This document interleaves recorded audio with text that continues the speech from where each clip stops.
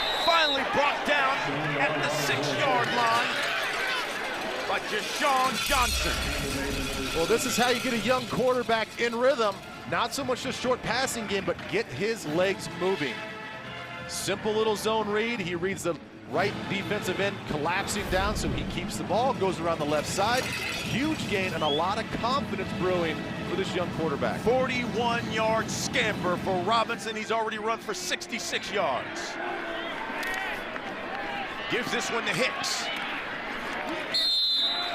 He's brought down at the 5-yard line. So now this is a big check for Texas Tech's defense. Talked about how it's improved. Red zone defense needs to step up. They're on their heels right now. Not sure if the quarterback's going to keep it, hand it off. They need to step up right here on defense. Tech, 5th best defense in the conference. Talk about the red zone. This is Robinson. He'll keep it. Dives forward. It'll be 3rd down for TCU. Well, it looks like he just lost his footing. A speed option to the left. He decided immediately to keep the ball, and it looked like he just tripped over his own feet. That turf monster, he'll get you every once. He'll down there. You know, you gotta watch out for him. He'll come up and grab it. He's a freshman. He may have some heavy legs after that long run. Yeah, you're right about that. 3rd and goal now for the Horned Frogs. You see him taking a few deep breaths. He looks a little tired right now on his opening drive. And he's going to throw the back shoulder fade, and we've got a flag. It was intended for John Diarse. DeMarcus Fields with the coverage. You know, there's nothing you can do about that as a defensive player. Pass interference by number 23 of the defense. The ball will be placed at the 2-yard line, and it's 1st down. You know, the young redshirt freshman is getting picked on a little bit lately, a little bit out of position, probably more of a safety, but the ball's not intended to be a back shoulder throw. Both players have to adjust, and he just unfortunately gets his right arm caught up on the receiver. Horned Frogs trying to score an opening touchdown, especially an opening drive touchdown on the road. September 9th, last time they've done it. The Red Raiders aren't trying to make it happen. They just stuff Hicks. Deshaun Johnson, the first man to wrap him up. Again, I mentioned how important these safeties are in this ball game, and again, you get in the red zone and they can creep up to the line of scrimmage much more. They're fast, reactive, physical players, so you have to count for them in the run box. Sometimes you just don't have enough blockers up front to get the safeties, and Deshaun Johnson, along with the big defensive front, comes up with a nice little 1st down stop on the goal line. Sean Robinson lines up. They go Wildcat here. Jaywo Olanalua got the direct snap and fumbled it, but got it back. Well, that's the danger sometimes of going Wildcat. You're putting a player that's not used to being back there to take the direct snap, and I know that he's been doing it really his whole career, but sometimes when you're just looking at the wrong thing and not expecting it, you take your eye off the ball for 1 split second, and Olanalua puts this offense with that fumble in a predicament situation on 3rd down. And it looks like that's going to be the last play here this 1st quarter. Thanks to that Red Raider opening drive that accounted for nearly 9 minutes. It's the Red Raiders up 3-0 at the end of the 1st quarter. We come back 2nd quarter. Texas Tech, TCU.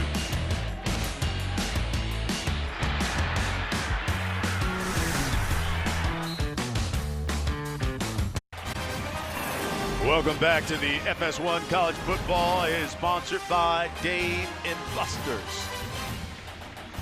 1st quarter in the books here in Lubbock. Red Raiders with a 3-0 lead. TCU with just 2 yards passing. In that 1st quarter, they did it all behind the legs of Sean Robinson, the freshman quarterback. But how about Texas Tech? More rush yards than passing yards. Well, I'm surprised that they were able to garner that huge drive, the opening drive for their offense, really chew up a lot of clock. And now, you know, after that long run for TCU. They've really sort of battened down the hatches, played good defense. Obviously the fumble in the Wildcat in the last play didn't help out TCU's offense, but Texas Tech's defense is stepping up. TCU has not had any opening drive points on the road since September 23rd when they played Oklahoma State. Robinson, misdirection to Jalen. Devontae Turpin, and Turpin gets into the end zone for the Horned Frogs. Well, we knew it was a matter of time. They tried Turpin on the very first play of the game on sort of a double reverse that didn't really go anywhere. Didn't see much of him the rest of the drive, but when they need a play, get the ball in your biggest playmaker and one of the best playmakers in the country, and they do it on the left side of the perimeter, and nobody could catch him for Texas Tech's defense. Cole bounce. Bunch will kick the extra point, and it is good. Devontae Turpin, fifth player in the last 10 years with a touchdown, passing, running, receiving, punt return, kick return. He's done it all. 7-3, TCU. FS1 College Football is sponsored by Dr. Pepper, the one fans crave. Last home game here in Lubbock, and it's senior day. Nick Shimonek and his parents recognized, as well as 16 other seniors. 10 of them spent their entire careers at Texas Tech. Look at Turpin, who got the touchdown run. Receive for the Red Raiders, number 2, Kiki QT. 7-3, the score. You see that wind blowing the ball off there. Cole Bunce kick things away. Wind blowing at 31 miles per hour right now, but they say we will experience wind gusts from 40 to 50 at points throughout this game.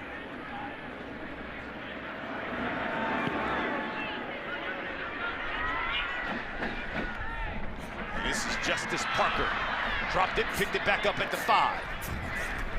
He's brought down at the 10-yard line. When we come back, another look at Nick Shimonek in his Red Raider offense. They're down 7-3 at TCU.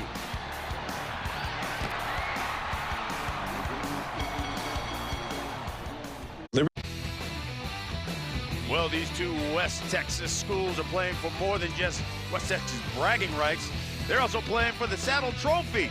You know, they started playing for this thing back in 1961, did it for 10 years before all of a sudden the trophy mysteriously disappeared.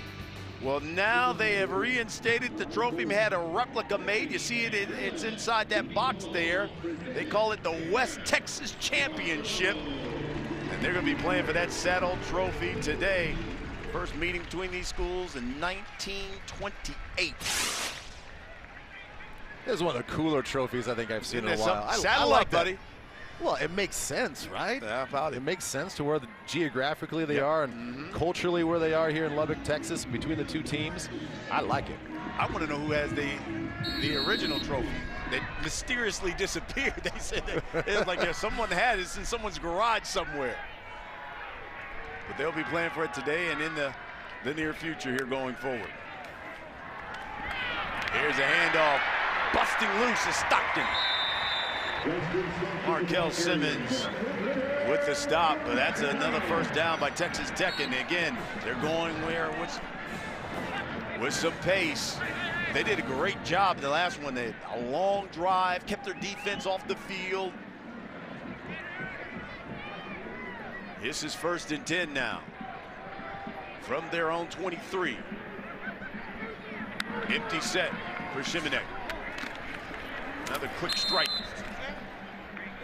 You know, the one thing I liked about that zone read on that first play was Shimonek was so decisive on what he wanted to do. The same thing with Justin Stockton running the ball. They were in sync, and they hand the ball immediately, and it really caught the defense off guard. The defensive end on the outside didn't know who to take, and the next thing that he knew, Stockton was right past him. So nice execution on the first play. QT in motion. Lines up in the slot.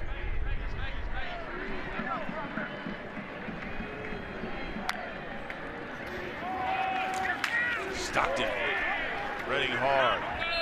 Brought down at the 30-yard line.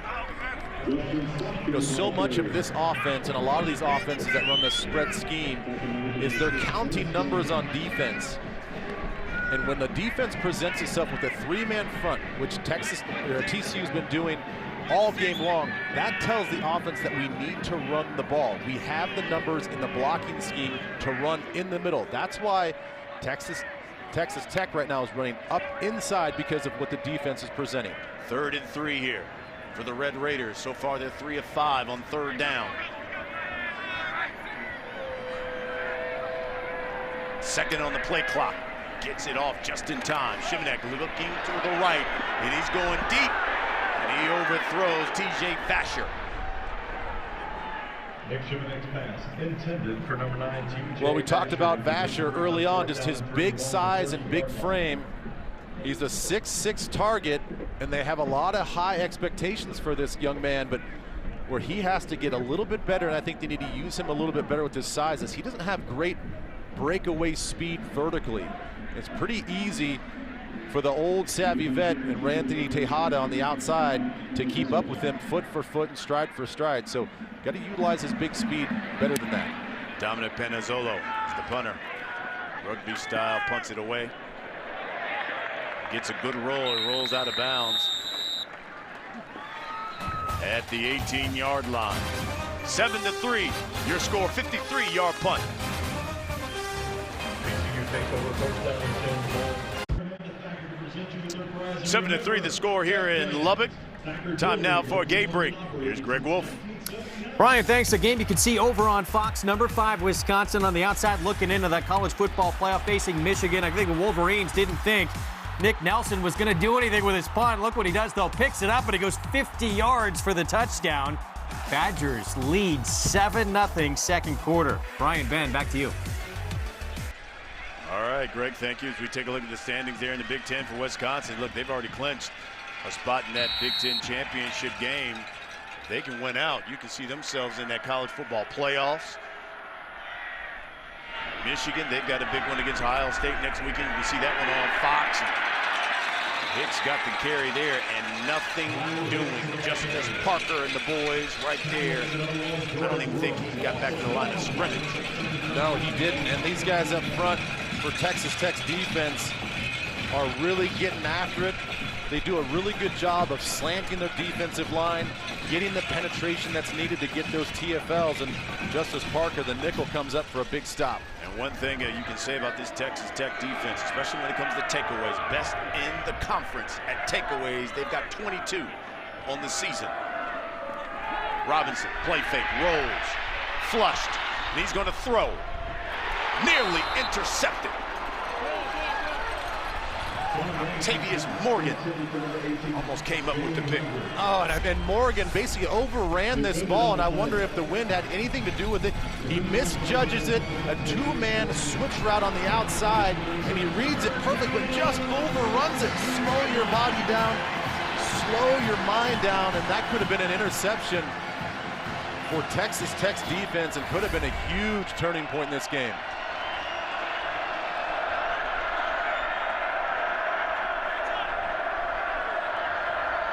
Shewo Ranalua in the backfield. We got a flag. Delay of game by number 12 of the offense. It's a 5-yard penalty, and it's still 3rd down. You can see Gary Patterson telling his offense coordinator, let's call the timeout, get these guys lined up. Well, why not call a timeout? That's what he's saying. And I wonder if he was looking at the official saying he was trying to call a timeout, knowing that the play clock was winding down, and you can see just sort of the slow reaction and response from his quarterback after that bad pass, just not getting back in rhythm. He's got to let those plays go. Sonny Cumbie, offensive coordinator for TCU, former quarterback at Texas Tech. Here's Robinson, under pressure, 3rd and 16. Nearly tackled in the end zone. He throws it away. Jordan Brooks there, applying the pressure.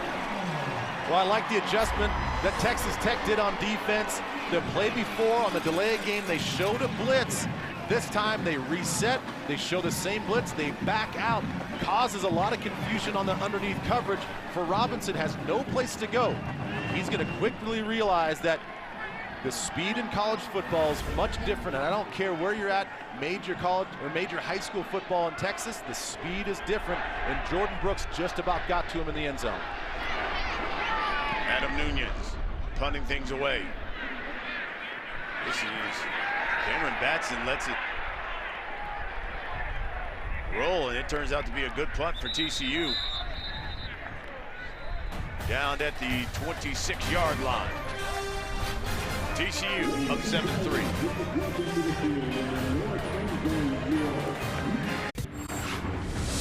Well, coming up next, 10th rate Penn State, Saquon Barkley battles Nebraska right here on FS1. And then over on Fox, you can check out Maryland as they take on 17th ranked Michigan State. Sparty, we'll see Sparty next weekend, Ben. That game comes at 4 Eastern, followed by Cal and Stanford. The big game at 8 Eastern. It's all on Fox and FS1, or you can stream it live on Fox Sports Go. Final home game here in Lubbock. Senior Day for the Red Raiders. 1st and 10. Jimenez, play fake. He's looking right in the area of QT. We got a flag down. Wow, he makes an unbelievable catch. The flag may be defensive pass interference. Flag on the play. But my goodness, what a one-handed catch from QT.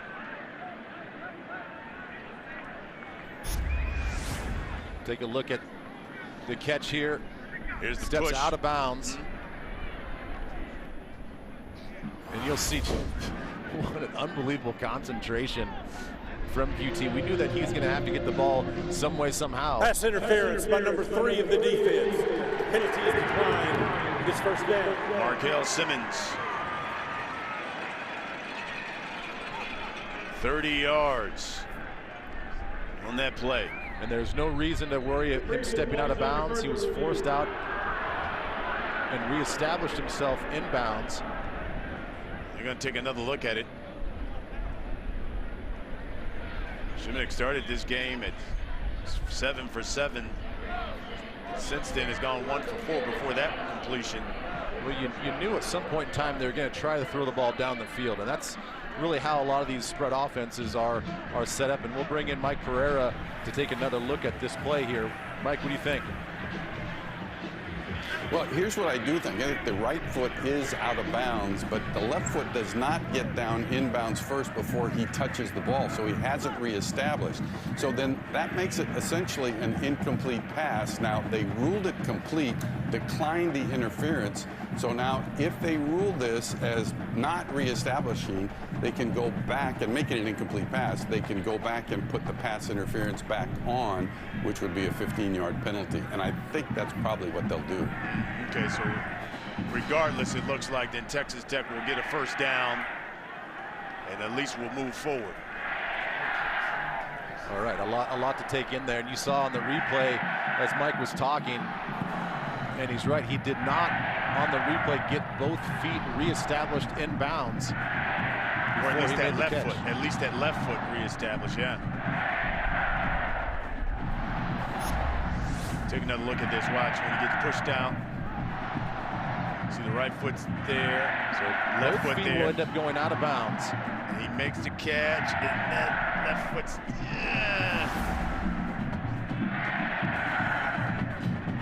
Mike, when you take another look at that, when you have to reestablish yourself, how many feet? Just 1 foot, or you have to put both feet back in?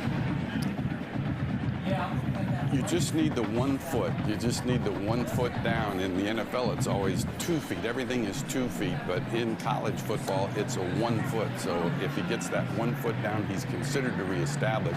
You get blocked out a little bit on the shot, but I think there's enough there to show that the foot didn't get down before he first touched it. Okay, thank you, Mike. Well, there it is. You can see he makes the catch before. Watch the left foot. Man, that's in just a fraction of a second. That's close. Let's see. After further review, the receiver was out of bounds when he touched the ball. Therefore, the pass is incomplete. We will now enforce the defensive pass interference against number 3, It's a 15-yard penalty and an automatic first down. Mike, you and Dean, you're the best. Best in the business. Well, there you go. First down anyway. Yeah. So TCU now, that's 4 penalties, 40 yards against the Horned Frogs. So the Red Raiders will have first down from their own 42.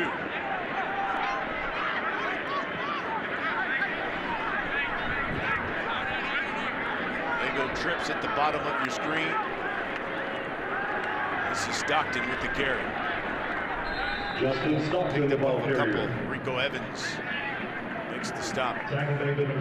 You know, go back to the earlier point about this offense is they can hit you deep. They just need to set some things up on the outside, and we saw QT ruled incomplete, but that's the sort of plays you need to get down the field against this defense. Roll you to sleep, short underneath passing game, and then bam, hit you over the top.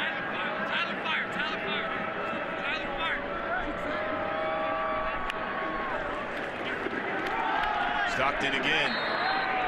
Barely got back to the line of Stockton, the scrimmage. ball carrier.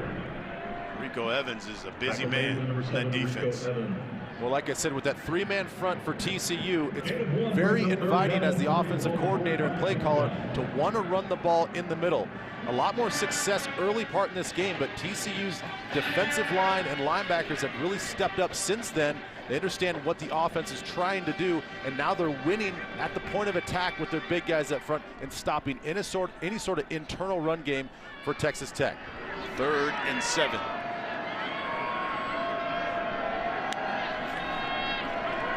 Shimonet over the middle. Broken up. He's looking for Dylan Cantrell. That one was almost picked off. Well, it's a second pass breakup for Ridwan Izahaku. Number 31, the safety, drives on this dig route and nearly intercept. You see Shimonek, anytime there's simultaneous contact like that, he's obviously looking for a pass interference call, but I think that was a good no call by the officials and a nice play by Izahaku. Penizzolo with the punt. It's out of bounds at the 10. Well, when we come back, that TCU running game led by Hicks.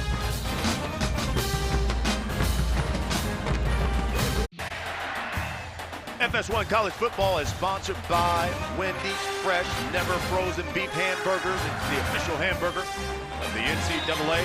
And by Dave & Buster's. Eat, drink, play, watch only at Dave & Buster's. 7-3 our score here in the second quarter. TCU and Texas Tech. Boy, we thought we'd have us a Texas-sized shootout at this point. I know. It seems like every game that these two play, it is a shootout, back and forth tennis match of just scoring points left and right. But it's been a defensive game here for both teams. And this young quarterback, and Sean Robinson, has got his hands full. Did not look good on that last series. Forced to throw the ball. I expect him to run the ball a little bit more, especially on first down. The read option. Robinson keeps it.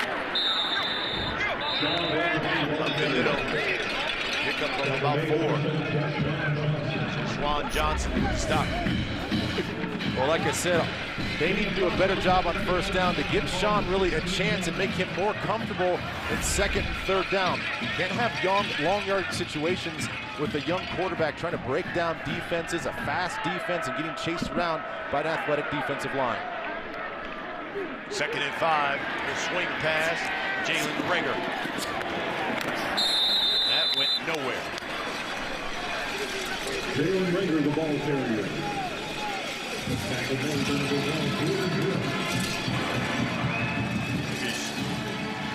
Sean Robinson, he looks like he's trying to stretch something out. Maybe that last play, that last hit he took.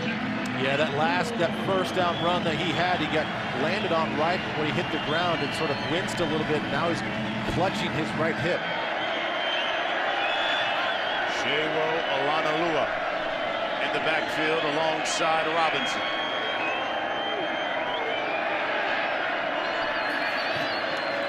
They go to the option. And Olanalua fumbled it, but out of bounds.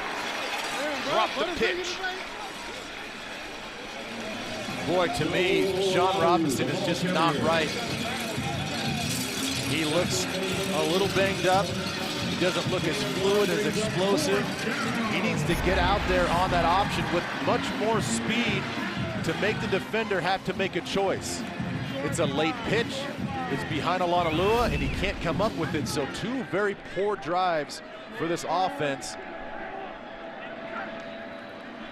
Adam Nunez in to punt it away.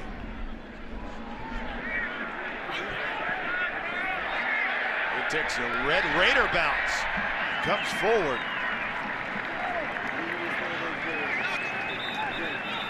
Let's get a Dave and Buster's game break.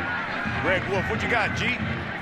Well, Brian, number 3, Miami. They were down 14-0 to Virginia, but the turnover chain working its magic. Miami recovers a fumbled punt. Malik Rozier finds Dale Harris 36-yard touchdown. It's all tied up at 14 as Miami looks for a 15th straight win.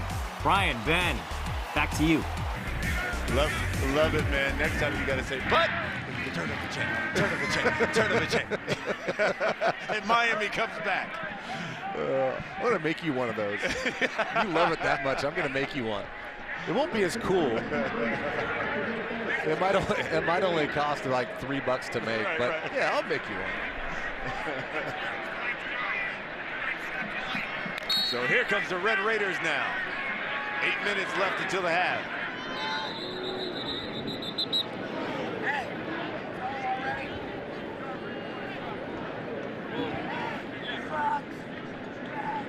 Official discussion here on the field.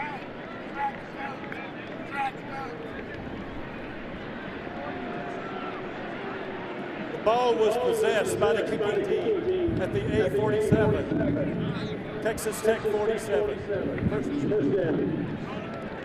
So we got the correct spot. 1st and 10 from their own 47. From the pistol. Shibanek. Stockton, left side, breaks a tackle. That's a first down and more. Stockton down the sideline and brought down at the 20 by Markel Simmons. And they're going to go with pace here. Well, watch the Polars coming around from the right side to left side. They talked about doing this yesterday in meetings, and they finally gashed TCU's defense. 33-yard pickup. They swing that one out to QT, but pickup of just a couple. So here we go with 2nd and 6 from the 17. Well, you see, that's really their MO. When they have a big play, either running or passing, they want to go tempo right up to the ball and get the next play off. Shibanek flushed out of the pocket. Pushed out of bounds. Ty Summers. See a little razzle-dazzle there from Shimanek, something you don't often see. Who says I'm not mobile? That's right. Hey, I can make some moves. Little reverse spin in the pocket, breaking out, picking up just a couple yards, but he's got some feet on him. Marcus Felton, Trey King, check in, split backs.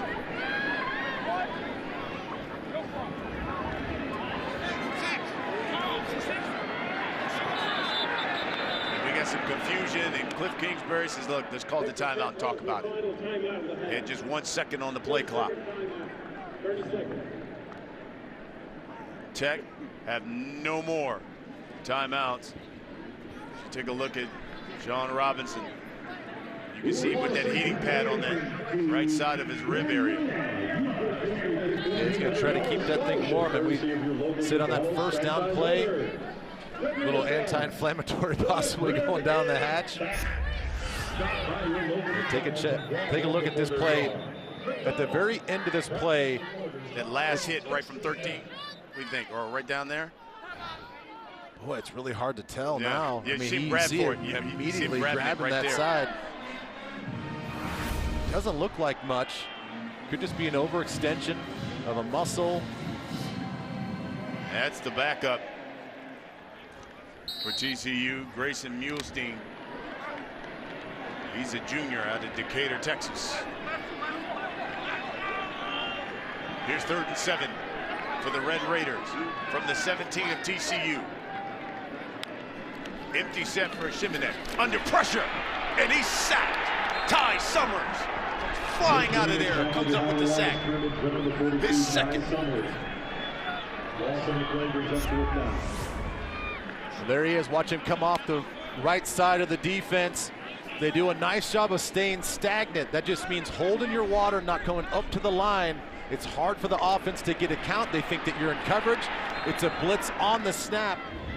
And Summers, the junior out of San Antonio, Texas, really one of these guys that can play every position, has played defensive end, knows how to rush and get after the passer, takes a nice angle for that sack. So this will be from 47 yards, Clayton Hatfield. And it is no good. You see it got up there, and then that wind just says, no. Well, that wind is just swirling in the stadium. 1 second it's in your face. The next thing you know, it's right behind you. He just did not get much of that ball. Didn't drive the ball like you think he was wanting to. It just sort of hangs up in the air, and you see the wind just kill that thing. Look at it. Hey, he's got to know when you play golf here in West Texas and these winds, you got to hit it low. Drive it and hit it low. You can't put it up there like that. That wind's going to knock it down. And you see those winds that, again, at the kick, wind mile per hour is 31. A little experience gusts of 40 to 50. Kyle Hicks gets that carry, picks up a couple. Well, now you have to be cautious now for TCU, knowing that it looks like Sean Robinson's banged up just a little bit on this right side. Probably not going to want to run the ball too much.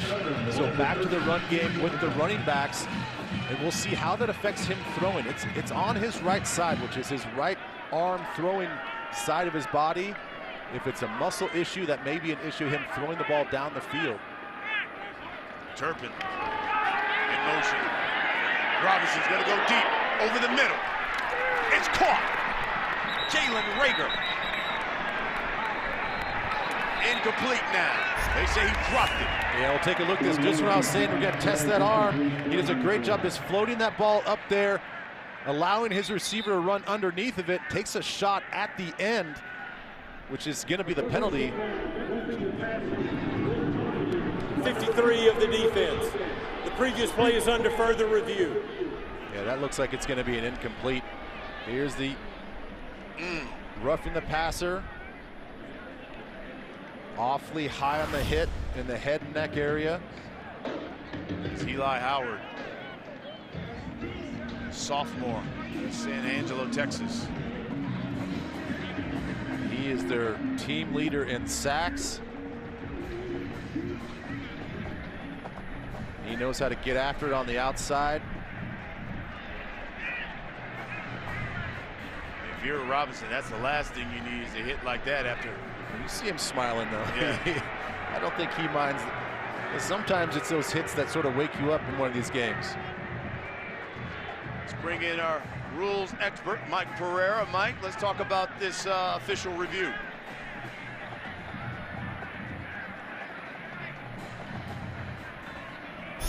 Or incomplete, and to me it's clearly incomplete.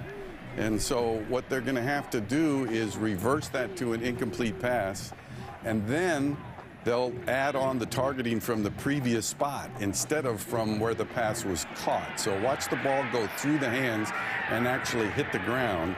So that's the first element that they'll look at, and then they'll look at the targeting. And remember, quarterback's a defenseless player, so you can't make contact in the head or neck area with your shoulder, helmet, forearm, wrist, those types of actions. So to me, looks like you're probably going to have targeting, although it's pretty close, but called. I think you'll have targeting that will be enforced from the previous spot. So instead of a personal foul or late hit, this is more of a targeting that they're looking at, is what you're saying, Mike.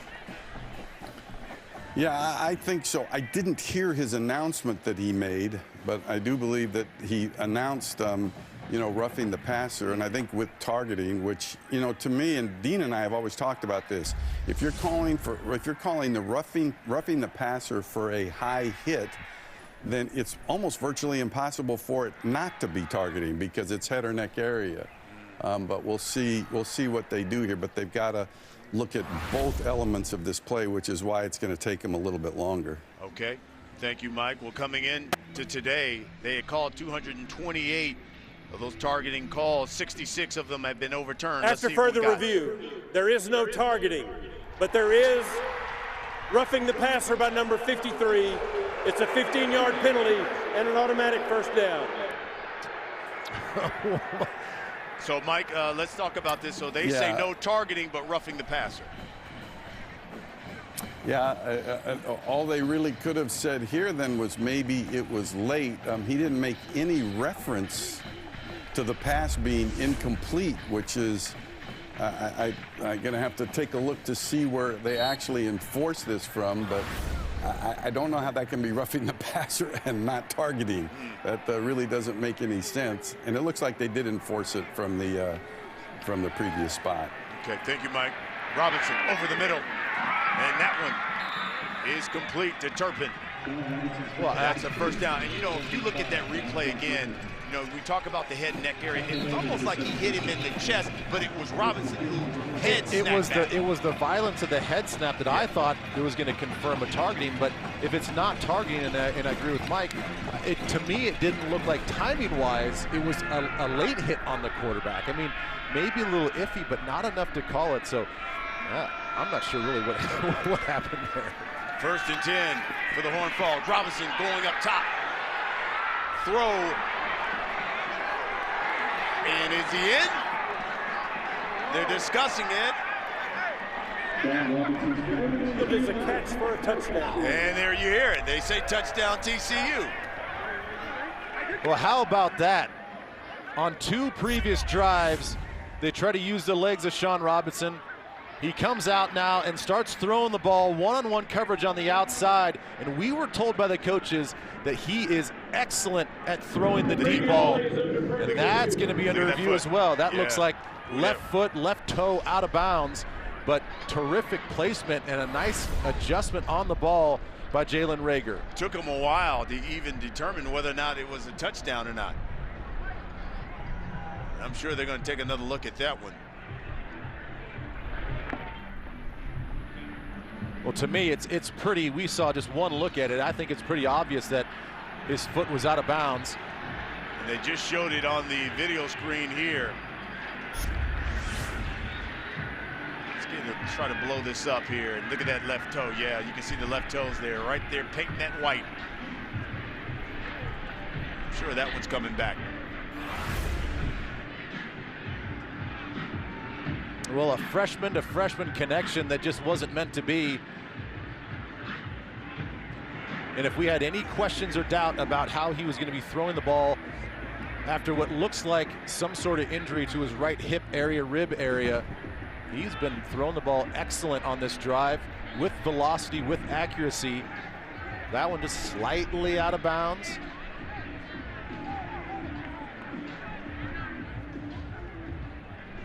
So they'll bring it back to the original line of scrimmage as we take another look. That left foot right there. Yeah, not a matter of possession. Clearly caught the ball.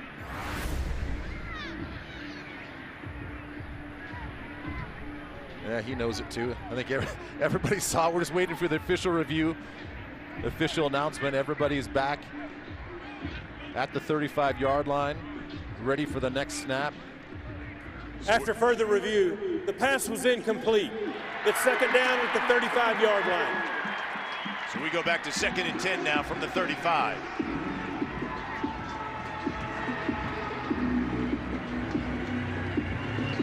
Well, all of a sudden now TCU showing some offensive balance. Running the ball up until this point with the quarterback run game, getting Hicks involved in the run game, and now this drive they've been throwing the ball and opening up this thing down the field. That's Hicks.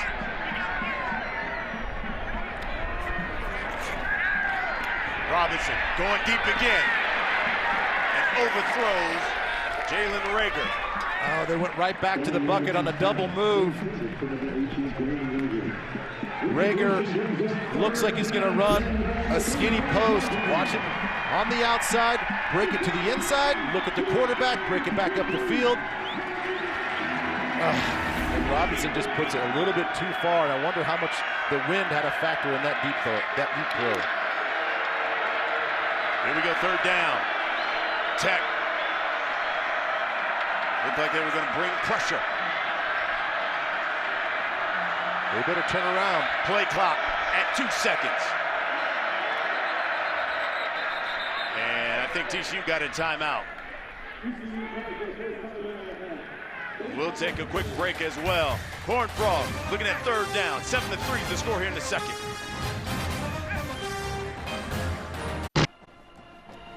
Welcome back to Lubbock. Second quarter, 4 minutes, 52 seconds left until the half. Third down and 10 for TCU. From the Red Raider 35. Split backs. Kyle Hicks, Kennedy Snell. Snell moves out. It's Robinson, the freshman. Steps up in the pocket, throws. In and out of the hands, Jerrison Stewart. Well, that's twice now that they've flushed Robinson out to his right side, and he goes to throw with a man coming from left to right, and he's just a touch on his timing behind his receivers. Again, we mentioned he's a true freshman coming into this game, has to adjust to the speed of the game, getting chased down by this defensive front. Awfully hard to make some of those throws, and he has to learn the hard way how to lead those guys just a little bit. Here's Nunez. He's going to punt it away. And the Horned Frogs down it at the 2-yard line. 33-yard punt. Let's find out from our man Mike Hill what's coming up at the half. Hey, coming up on the State Farm halftime, Texas looks to get bowl eligible on a trip to West Virginia. Plus, 5th-ranked Wisconsin faces its biggest test of the season as number 24 Michigan rolls to Madison. And an upset alert for undefeated Miami. All that at the half right now. Because Ben, back to you. Mike, thank you. Mike clean today, and he got the three-piece. Well, he's always clean. I see you, Mike good. Hill.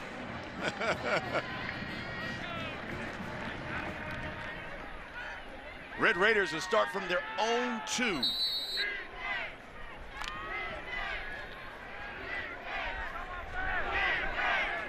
at this. See what they've done here offensively, especially through the air. This is Stockton. Across the 5, down at the 7. Well, their completion average would look a lot different had they, the last drive had the completion by QT, but this is really indicative of what the offense is. It's just a lot of dink and dunk. It's a lot of horizontal pass game. Shimanek under pressure. Throws that one away. And that is the one thing that we mentioned. We sort of made light of it earlier on that last drive, that he's not known for his ability to get out of the pocket. I mean, he had a nice little spin move earlier. It was kind of fun to watch, but if there's been anything that's been different from this offense last year to this year with Patrick Mahomes last year, was his ability to feel that pressure, step up into the pocket, which is more important, and make some plays with his feet. That's something Nick Shimanek just does not do very well. You know, in their opening drive, they went 70 yards, had nearly 20 plays. Since then, just 44 total yards. Shimanek going up top. Looking for Basher. That's thrown out of bounds, incomplete. Well, and again, I don't think Basher's the type of guy. He doesn't have that long speed vertically. He's a big, tall receiver, a long strider that doesn't have that top end speed. So they go with another 9-route of go route on the outside, and you see Ray Anthony Tejada once again step for step with him. They're going to need to use his big body more in the middle of the field to gain some separation. It's just not working on the outside. Panazola kick things away. Turpin, fair catch. Called it his own Well, the Red Raiders 45. So now the Red Raider offense, or I should say the TCU offense, will get a crack at it. And that means their offensive coordinator, Sonny Cumbie, will have to draw up some plays here. And listen, he's got ties here to Texas Tech. He was starting quarterback from 2002 to 2004. For over 5,000 yards, 33 TDs, and a very good friend of Cliff Kingsbury because he succeeded. Cliff Kingsbury here in Texas Tech. Yeah, very good friends. Kingsbury was in his wedding. He was in his wedding. They talk all the time. They said they text this week. But he says on game day, they love to go at each other, and they both are very competitive and want to get wins, obviously, for their teams. But great friends on the football field, great friends off the football field. This is Kyle Hicks pounding on that left side. He gets maybe a yard. Dakota Allen and a host of Red Raiders with the stop. Well, now you have to use the clock as your friend. You're winning the field position game. You're already in Texas Tech territory. You have 2 timeouts. This clock is going to wind down. They're going to take their time a little bit. You don't want to give Tech another opportunity here at the end of the first half, so they have to use their timeouts smartly and their play calling smartly here with 3 minutes winding down here in the first half. This is Hicks again, right side, breaks free, first down. Finally brought down at the 28. That's Dakota Allen again with the stop. Longest run of the day for Kyle Hicks, 15 yards. It's just a simple little stretch play on the right side, and they find a seam and a crease, and Hicks is small enough with good vision to get up the field, and I think smartly, whether he intended to or not, stays in bounds to keep that clock running. The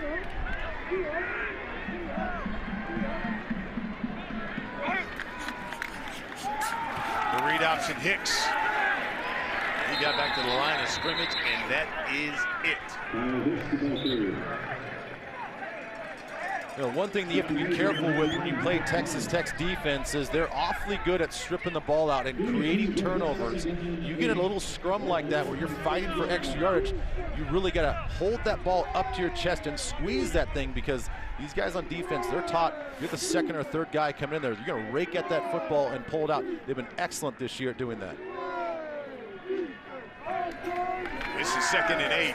Robinson looking for Cole Hunt, overthrows him. Well, they got their senior tight end on a little out and up, trying to find a mismatch with the linebackers. There's a little bit of separation, but once again, it seems to be going this direction. The balls are sailing a little bit on the quarterbacks, and Robinson's going to have to make an adjustment going this direction to try to pinpoint those balls to his players. Crucial 3rd down here, 2 minutes until the half.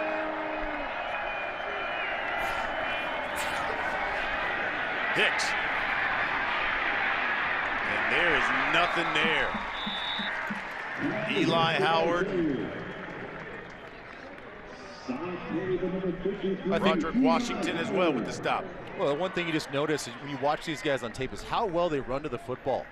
You know, that's something very easy. It's an attitude thing. That's a pride thing. Something they worked on all offseason. And from last year to this year, the scheme is relatively the same. They've added a few pieces here and there, but there's just a different attitude with these guys, and you're seeing it here in this first quarter against a very talented TCU team. Horned Frogs will let the clock wind down before they take that timeout. There's David Gibbs, the defensive coordinator, 3rd-year guy, spent a lot of time in the NFL, came here to the collegiate ranks, and you know, he's had to make some adjustments personally with himself, philosophically, just understanding the college game to the NFL game. But I'll tell you what, he has instilled a passion with these guys, a renewed focus. You know, they have not had a good reputation for defense here at Texas Tech, and you see just the big differences in points, the yards per game, and drastically the run defense. He said, we were going to beef up our guys on the front, an emphasis in the offseason about stopping the run, and those guys have stepped up and done that. You know, when you take almost 100 yards off per game in the rush defense, your team has to improve. And even offensively, they talked about slowing the tempo down on offense to help their defense out and not get so many snaps. So here's 4th and 8. And it looks like this is from 43 yards out. Cole Bunce going to attempt this one. Horned Frogs, of course, won the toss. They defer, so they'll get the football at the beginning of the second half. Trying to get some points on the board.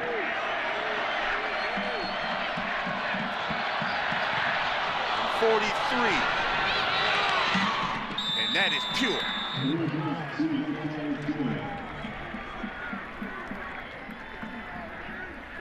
First field goal attempt for him is money. And the Horned Frogs now have a 7-point lead with a little over a minute left until the half. 10-3 is the score.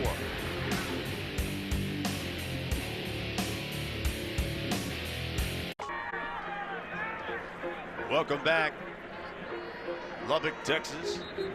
Texas Tech taking on TCU. 10-3 is our score. What if I told you Tech and TCU were going to play the defensive battle? I wouldn't believe you. Not at all. I'm not a betting man, but I would put a lot of money on that not happening. Bunce drive this one. Drove it out of bounds, and that's going to be a penalty. Free kick out of bounds by the kicking team. By rule, the ball will be placed at the 35-yard line. First down. So we're at Texas Tech. We'll start at the 35. Don't forget, coming up to State Farm at the half, you got Texas and West Virginia. Wisconsin taking on Michigan. That's a big one over on Fox. And Wisconsin needs to win out. You got Miami on upset alert. They were down early to Virginia, but they've since tied that one up. All that and a whole lot more coming up at the half with Mike Hill. Boy, could you imagine if Miami loses? Boy, they stirred everything up. Yeah, you're right. Last week, get in the top 4, come back the next week and possibly lose to Virginia. Whew. No timeouts for the Red Raiders. From their own 35, Stockton, left side. Pick up a 5 before he's brought down at the 40. Well, they're not just going to run this clock out. Looks like their attitude, body language, they want to get this ball down the field. Brings up 2nd and 5. Under a minute. That was too high. Cameron Batson. Well, they had what they wanted. They faked the screen on the outside to get Batson up the field, hit that soft little zone, but he sailed that ball a little bit too high. Shimanek, who was completing 70% of his passes, started off 7 for 7 in this game, but since then has gone 2 for 9 for 6 yards. It's 3rd and 5 here. Under pressure, and he's brought down. Another sack by one of the killer bees. You always have to watch out for these guys on the outside. There's Bosin on the right side. Just beats him with a little bit of a double move inside to out. Good handwork. Nice flow. Good sack. That's the 32nd sack of the season.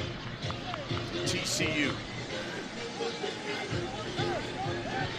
Shimanek leads the conference in sacks, getting sacked, I should say, by quarterbacks.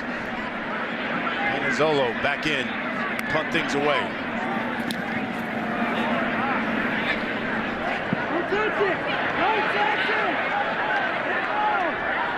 And the first half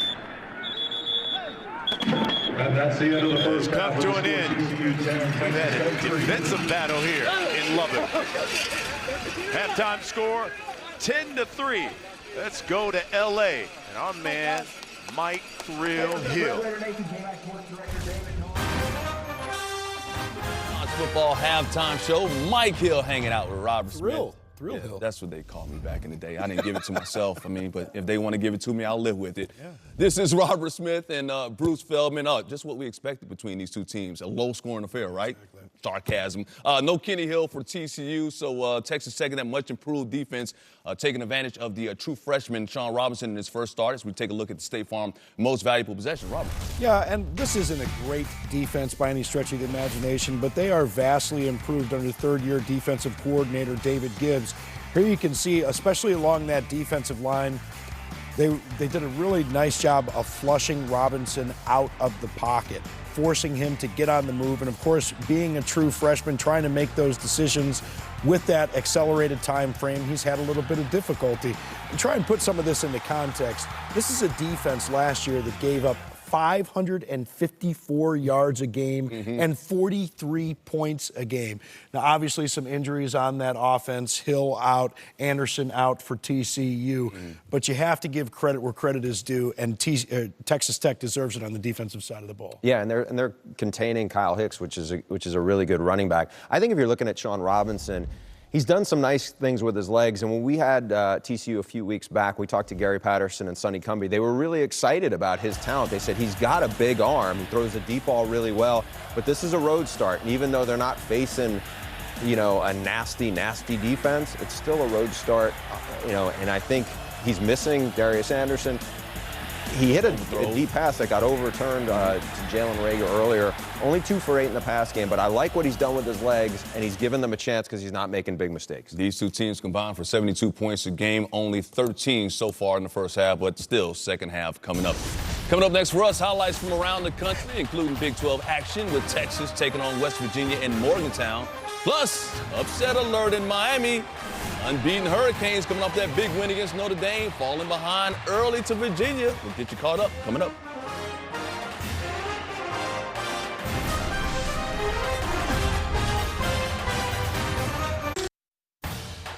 Welcome back to the State Farm FS1 College Football Halftime Show. Ty Summers taking care of business, sacking Nick Shimonik. Shimonik just 48 yards passing in the first half. His team down 10-3 at the break. As we welcome you back to the State Farm Halftime Report. Mike, Robert, and, of course, Bruce hanging out with you. Let's get to other action around the Big 12 from earlier in the day. Texas, West Virginia. West Virginia still in the mix for that Big 12 title. And Will Greer, the play action, keeps himself. And look at this. That's ruled a touchdown, but they are going to review it. And look at that finger. Oh, my gosh. Woo! And to add insult to the injury, that was overturned. Oh. So it came back. Touchback, second quarter. Dislocated fingers. Sam Ellinger to Kendall Moore. 4-yard touchdown. Longhorns up 7-0 here. Later in the second, now same score. Ellinger is going to find Chris Warren for 20 yards in the touchdown. Texas has done a good job spreading the ball around. Hit 9 different receivers, young quarterbacks, looking pretty good against a well-coached defense. 14-0 at the break. I was just in Madison. They are hyped for this game, of course. Toughest test of the season for Wisconsin trying to get into the college football playoffs, and special teams helping them out against Michigan. Nick Nelson, 50 yards on the punt return. Yeah, Nick Nelson, really a dangerous situation to pick the ball up, but ends up turning out extremely well for Wisconsin. Late in the second quarter, Brandon Peters, nice throw, nice catch to Donovan Peoples-Jones, 48 yards, and then Ben Mason taking it in from 1 yard out. Well, that Michigan offense really moving the ball well against what is statistically the #1 defense in Wisconsin, but we know that the competition hasn't quite been there. Tied at 7. Meanwhile, Alabama getting set for the big Iron Bowl against Auburn, taking on Mercer. Where's Mercer? Where's Mercer? Georgia. South Carolina? I think it's Georgia. Georgia? Well, we need to look that up. Roll right now. Alabama's rolling in that game. #1 team in the nation. #2, Clemson. Kelly Bryant. How good has he been this season? When he's healthy, he can play with anybody. Not skipping a beat since Deshaun Watson graduated. Moved on to the NFL, and Clemson takes a 7-0 lead. Then Travis Etienne, 6-yard out. Clemson up 14-0, 38-0 right now over the Citadel. Miami coming off that big win against Notre Dame. Might be a letdown against Virginia, guys. Might be a little bit of a letdown. You can see that's certainly a letdown in coverage right there. Defensive coordinator Manny Diaz not going to be happy with that one.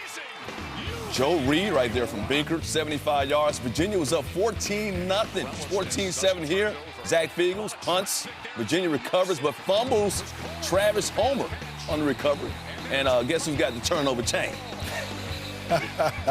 Malik Rozier finds Dayal Harris, 36-yard touchdown on the ensuing possession.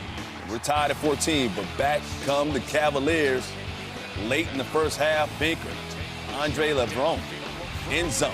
He is torching Miami. 17 of 18 in the first half for almost 300 yards. Well, you can see it's so tough to get up 2 weeks in a row. The defensive line, absolutely no pressure on that throw rate there. Virginia up by 7 at the break. Meanwhile, Louisiana Monroe and Auburn. Louisiana Monroe trying to take care of business.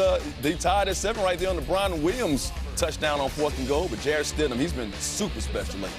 Man, you see the transfer from Baylor has just gotten better as the year has gone on. Remember Louisiana Monroe, they beat Alabama in Nick Saban's first year there. Okay, speaking of it, Mercer is Macon, Georgia. Macon, right. Georgia. Yeah, just popped in my head all of a sudden. Is that what it was? Yeah, that's what it was. Hey, let's talk about that Wisconsin game. Tough test for Wisconsin. Got to win to stay in the college football playoffs.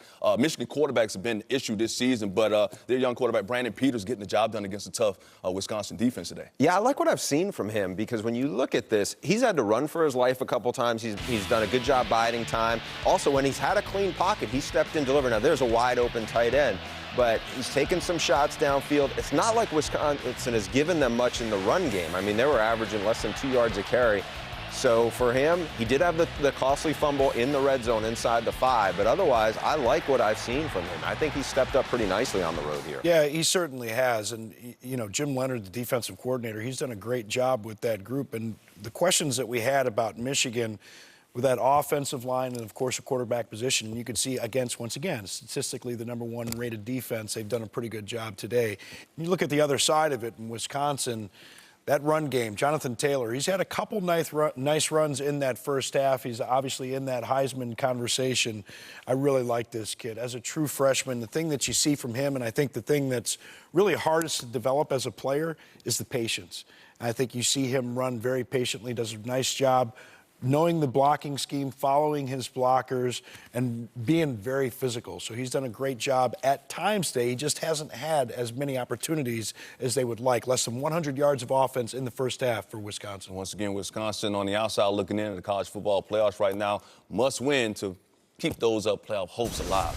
So you get some respect. You never know. Well, yeah, they want respect. I was in Madison. They definitely want it. Coming up, it's cold, it's windy in Northwestern. Up 23rd in the playoff rankings all over Minnesota in the first half. Got highlights coming up.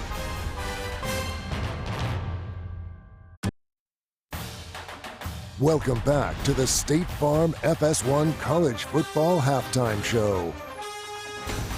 Got 3 games left today on Fox and FS1. We got Maryland, Michigan State at 4 p.m. Eastern Time on Fox. Nebraska, Penn State, 4 p.m. Eastern Time on FS1. Then Cal, Stanford wraps up the night, 8 p.m. Eastern on Fox. More highlights. Got Frost, Central Florida, number 15, the Land taking on Temple and leading 14-0. Off the play action, Mackenzie Milton finds Otis Anderson, 9-yard touchdown.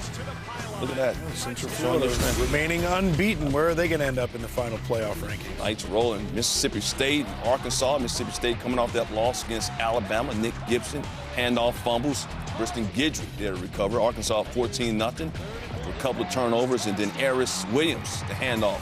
Up the middle, 8-yard touchdown. Bulldogs tied at 14. We tied at 14 in the third. SMU, number 21, Memphis, second quarter. Darrell Henderson, the handoff, and he's gone 70 yards, Bruce. Yeah, this is an interesting matchup. You got 2 coaches coaching in this game who both a lot of people think may end up at bigger jobs, especially Mike Norvell at Memphis. Right now, his team up by 7. Minnesota, number 23, Northwestern. It's cold, 37 degrees. Alex Miller, Kobe McCrary to fumble. Montre Hardage recovers. Moments later, take advantage, Clayton Thorson to Garrett Dickerson, 8 yards, gets him 6, Robert. Yeah, and I'll tell you, Thorson, when he's had protection, that offensive line has had its share of issues there at Northwestern. When he gets protection, he's done a pretty good job slinging that thing around. Here he is handing off to Jelani Roberts, runs it up the 12-yard touchdown. Northwestern up 25-0. Meanwhile, Devontae Turpin, the only touchdown of the day, 2-yard touchdown run. TCU up 10-3 at the half. Second half coming up.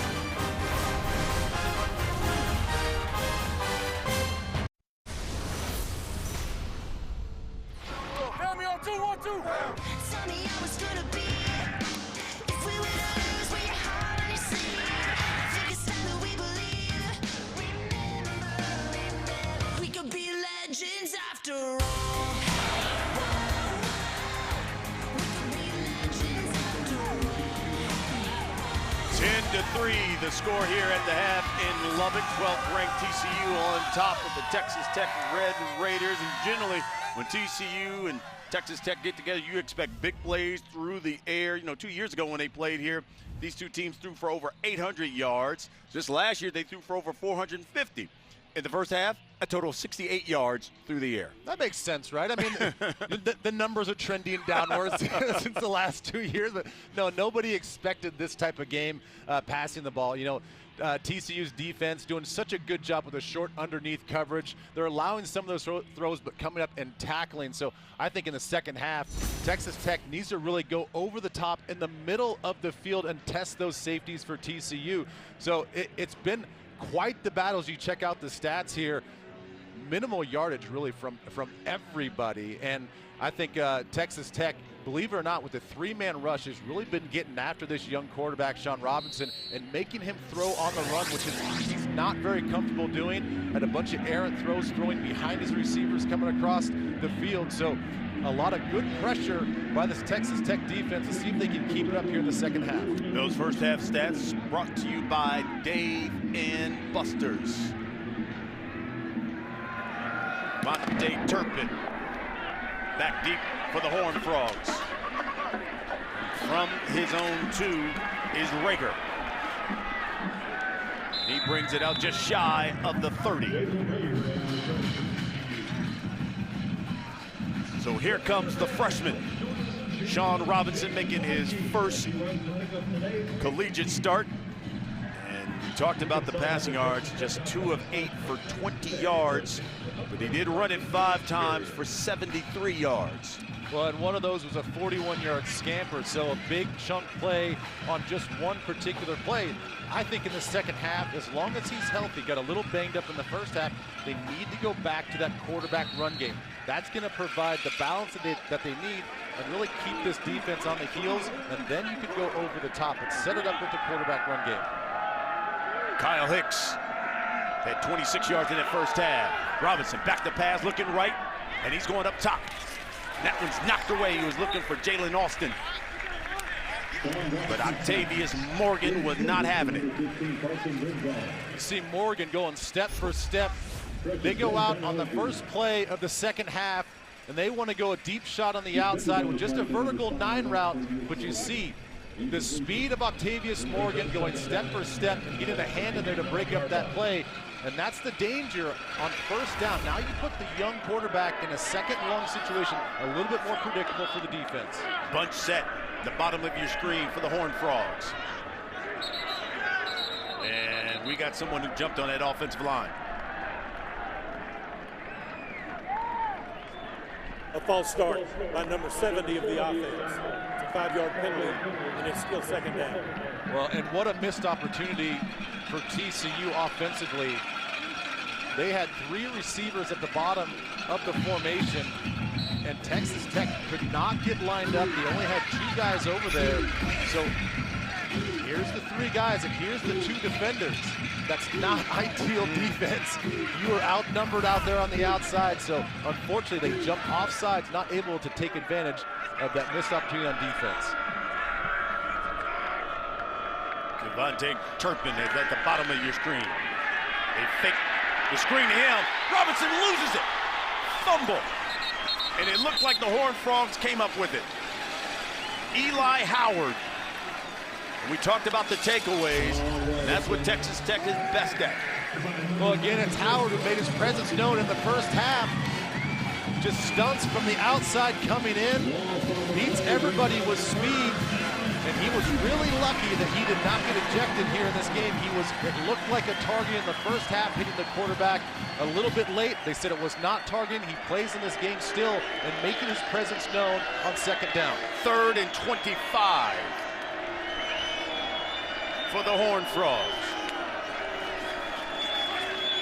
Robinson over the middle. That's complete. Desmond White. And he fumbles the football. We talk about the takeaways, and the Red Raiders have come up with one. Robinson's pass complete to number 10, Desmond White, fumbled on the play.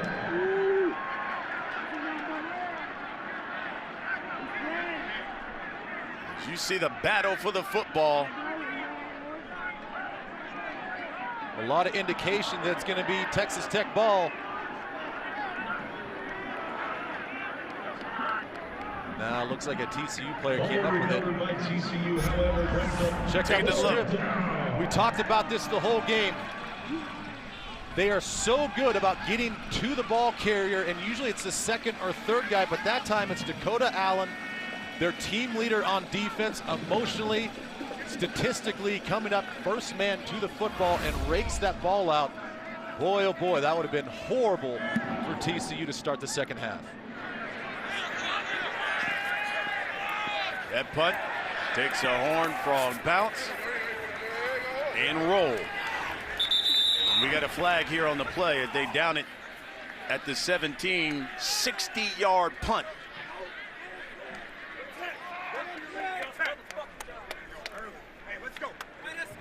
Holding by number 42 of the receiving team. It's a 10-yard penalty, and it's first down.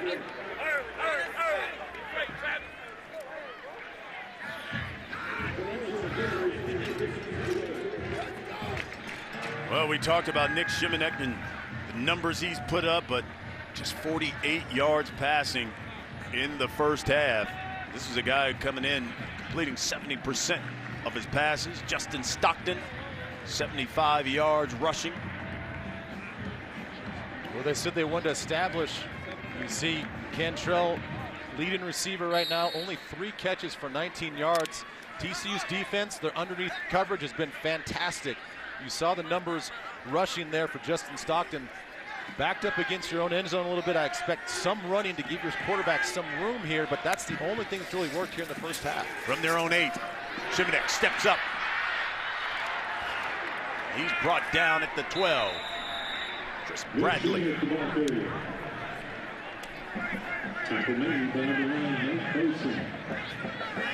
Tech offense, just 3 first half points. Just the second time under Cliff Kingsbury that his squad of his scored 3 or fewer.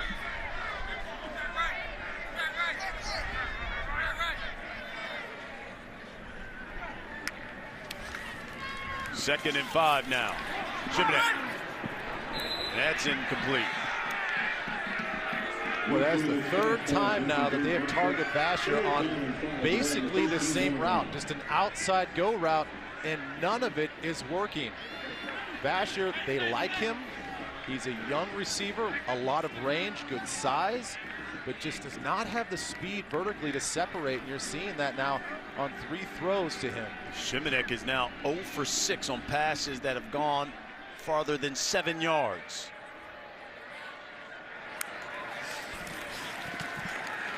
Third and 5, under pressure. He hurls it over the middle of the field. That was dangerous. Dangerous, man. My goodness, you cannot make that decision. He got very lucky there was not a defender in the area.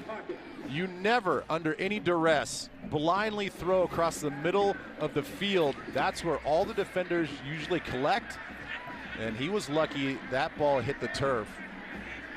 You heard a few boo birds here. Well, they had so much momentum after that good defensive stop on the first drive. And boy, Penizzolo shanked that one. So the Horned Frogs got some good field position. We're early in the 3rd quarter. FS1 College Football is sponsored by Dave & Buster's. You can eat, drink, play, watch only at Dave & Buster's, and by Dr. Pepper, the ones fans crave. 3rd quarter here in Lubbock. 10-3. Gary Patterson and his Horned Frogs with the lead. Gary Patterson, his 17th season at TCU, winning as coach. TCU history with those 157 wins. Got the statue of him there in Fort Worth. He has pumped out at least 10 wins in 10 of his last 16 years. Talking about success. This is 1st and 10 for the Horned Frogs. Robinson down the middle. That's incomplete. He was looking for Jalen Reagor, and Reagor was open. He would have got it to him early. He had a step. Well, so far we see the new scheme. Here in the second half, it's just going to be a lot of deep routes. They're getting very impatient on offense, and they're trying to hit the home run now. Not successful. Changed up their offensive formation. They went bigs on that last play. 2 tight ends in the game to see if they get a different look defensively, and still didn't work. Play fake to Hicks. Throws the slant. He's complete. That one to Reagor. That's a first down. And they go with the pace now. Robinson looking left this time. And that's out of bounds. He was looking in the area of John Diarse. Well, the coaches told us that Sean Robinson is a good deep ball thrower, but I just wonder if it's the wind, it's the situation in which he's actually getting live reps in a big-time game and in a hard place to play on an early afternoon, but he is just off right now, and I think you go back more to the short, quick rhythm passing game to kind of get him settled down. Devontae Turpin is the bottom of your screen in the slot. They go the fake to Hicks. Robinson takes off, nearly has it stripped. That's Justice Parker. Well, you can see how well taught this defense is. Every time they have an opportunity to get their hand or their arm or something on the football, they are hunting for that ball. That is a great play. Hustle, execution, and they've been getting lucky here for TCU that the ball is bouncing their way whenever that ball is stripped out. 3rd and 11 for the Horned Frogs. From the Tech 30. The freshman. He's going up top for Diarse again. Throws it up, knocked away. Octavius Morgan, Vontae Dorsey. Well, you can see Dorsey, number 15, come in here right at the very end. He was deep center field. There's so much air on that ball. He was able to adjust and go over there and make a play on the ball. Good position by the corner. Morgan on the outside, knowing he has help on the inside. They bracket at the point of attack and knock that ball down. Adam Nunez will come in. He stands at the Tech 45. Pooch kick. That one's a touchback. Can Nick Shivanek and this Tech offense find some big plays through the air? They're down 10-3 here in the 3rd quarter.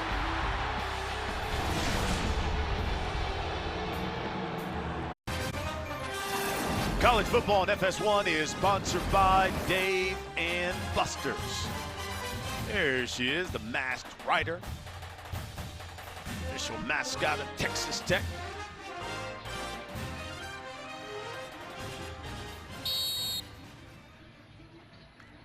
She rides on that fearless champion.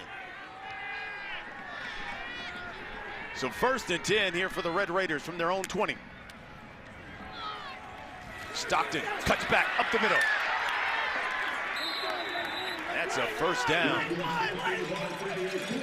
Well, that's exactly what they need to do. It's just going to be a quick little bounce around to the outside. Good blocking up front. They log the end man on the line of scrimmage. Ennis Gaines, the safety. Shimanek throws that one away. And you see that the tempo at which you play with. Every time there's any sort of big play, they run up to the line of scrimmage, trying to catch the defense on their heels and get another play off. But I think they need to change the philosophy a little bit, go back to a little bit what they did in the first half and just start running the ball again. Your only success right now is getting Stockton going, whether it's pulling guards up front or plays just like we just saw. He's got 87 yards. He's averaging 6 a carry. To 10-33, 10-3-3. Have to get the game clock together.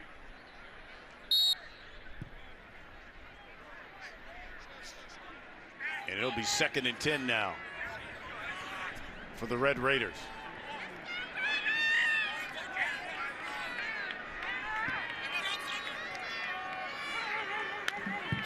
Batson in motion.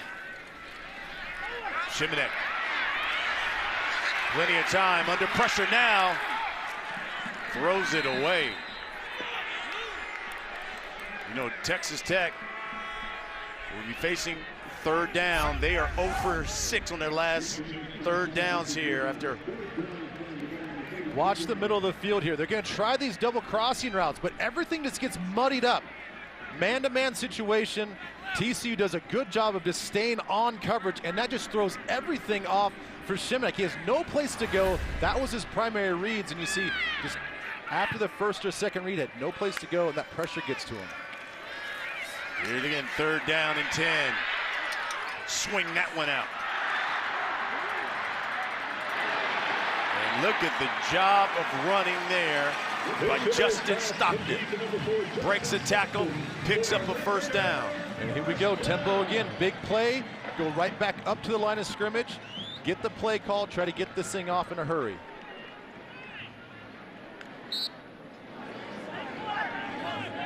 Tech had 2 first downs on that opening drive and convert third down. Since then, they had nothing until that play.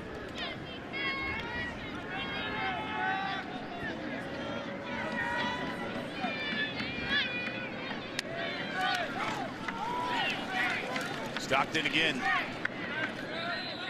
Justin Stockton. Sammy Douglas with the tackle. I mentioned the tempo at which they tried to play with, and Ridwan Izahaku, number 31 for TCU, limped off the field, so that's why they couldn't get the play off. They had to wait. Shimanek, strike, complete, Cantrell.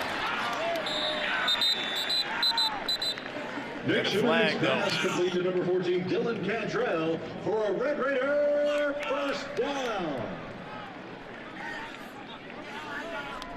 Looks like it's going to be maybe a push off by Cantrell. Pass interference by number 14 with the You hit it, partner. 15-yard penalty and replay second down. Sometimes when you see, hey, how do you get so much separation? You see at the top of the screen, right at the break point, the little right hand shove gets that separation. That was a nice call by the official there. Jeff Gladney with the coverage. Trey King has checked in the backfield now for Texas Tech. Stockton gets a blow. Play fake, the King. Shimanek spins out, flags everywhere. He gets out of bounds.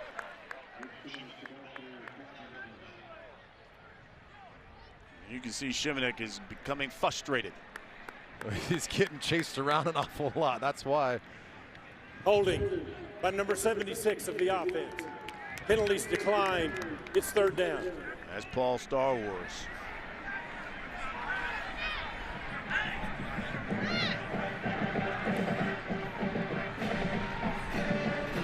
This is Shimanek's day. He's been sacked 3 times. He's been hit a lot.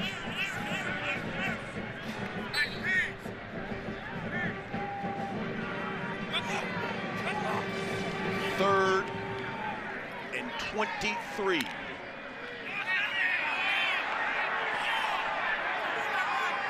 Looked like Boson got back.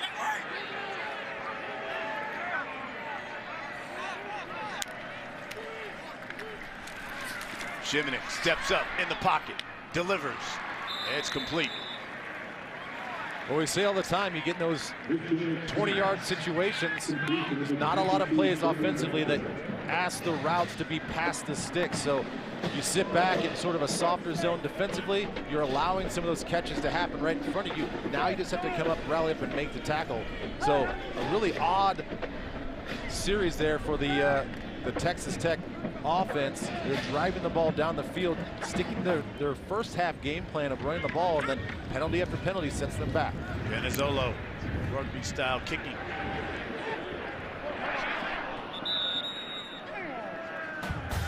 He's out of bounds. TCU with the football when we come back.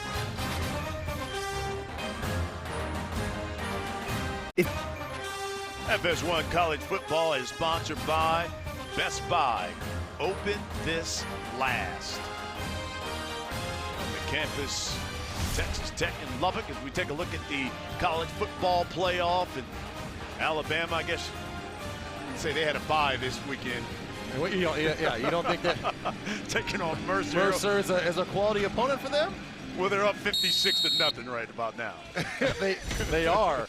And Miami right now is tied 28-28 with Virginia. In the dogfight. And look out, Michigan up 10-7 on undefeated Wisconsin. This is Kyle Hicks getting that carry. You know the interesting thing is if, say, Miami gets beat, you know these SEC teams are going to have to play each other in the SEC championship game and things of that nature. Hey, if you're TCU, you went out, you never know.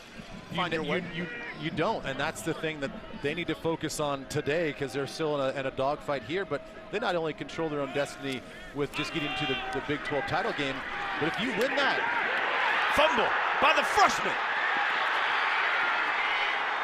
The Red Raiders finally come up with one.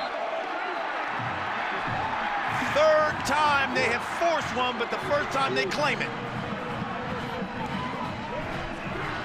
You can see their head coach loves that. We talked about how they're the best in the Big 12 at forcing turnovers. Coming into today with 22.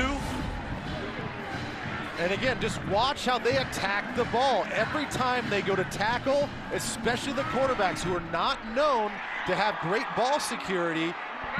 You've got Justice Parker once again coming up, sticking his right paw in there and knocking out. And like you said, 3 times now in this second half, they forced the ball out. That is the first one they've actually recovered deep in TCU territory. Let's see if it wakes up the offense now. So it will be 1st and goal from the 6.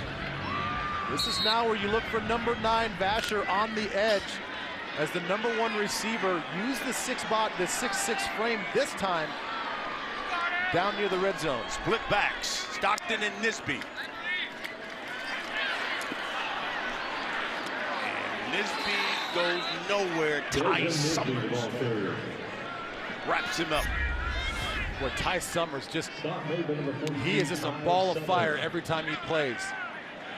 Great at the point of attack, the finish. They can move him around, he can blitz off the edge, he can make play calls on defense. He doesn't get enough credit for being a good player. Ball fake, they go up top, pass, knocked away at the last minute. What a play by Jeff Gladney, the sophomore out of New Boston, Texas. Well, this is the area where you need to use your big men on offense. And Cantrell, he stands at 6'3" as well. Talked about Vasher being 6'6". The ball just not high enough, and Gladney does a nice job of getting his right hand in there and knocking the ball out. 3rd and goal. Thanks to a turnover by the Red Raider defense. The Red Raider offense trying to cash in. That's the big man you talked about there, TJ Vasher. And they're going to call a timeout with just a second on the play clock. You can see Cliff Kingsbury wants to talk it over with his quarterback. To me, it looked like they're trying to single up Vasher down on the bottom, but he saw a bracket coverage, a safety sort of looming down inside the corner, so it was a 2-on-1 situation for the defense. Didn't like the matchup. We have not called Kiki QT much. He's one of their best players on offense. I think you can use his speed right now with something on the perimeter if they're going to lock down these big receivers.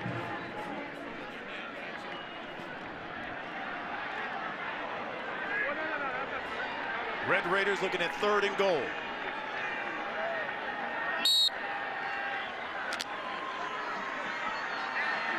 The 6'6" redshirt freshman, TJ Vasher, at the bottom of your screen.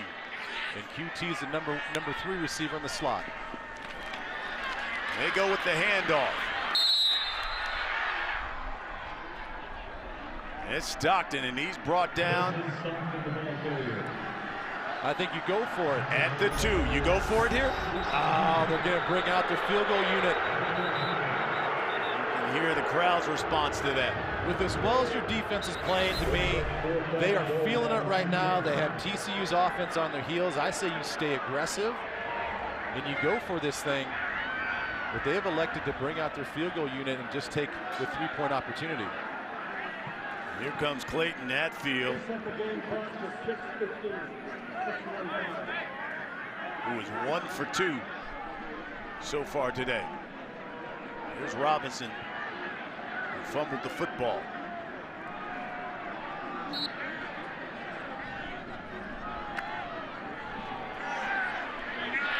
So this is from 20 yards out for Clayton Hatfield, the junior.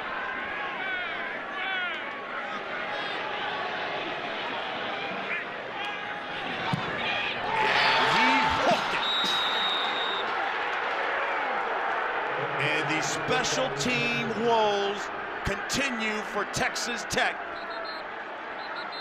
And I go back to what you said. Listen, your defense is playing well. Be aggressive. The defense comes up with a turnover, with the fumble, and the offense could not capitalize. Look at that. Hooked it left. We're still tied. Well, 10-3. That's still our score. 10-3 our score here in the third quarter. Clayton Hatfield has to be the sickest man in Lubbock. Why? Because of this. From 20 yards out, and boy, did he shank it. He's just 1 for 3 on the season now. Texas Tech 8 for 18 when it comes to field goals. That is the 4th worst in the country. This is Kyle Hicks looking over that right side. Picks up 5 to 6 yards.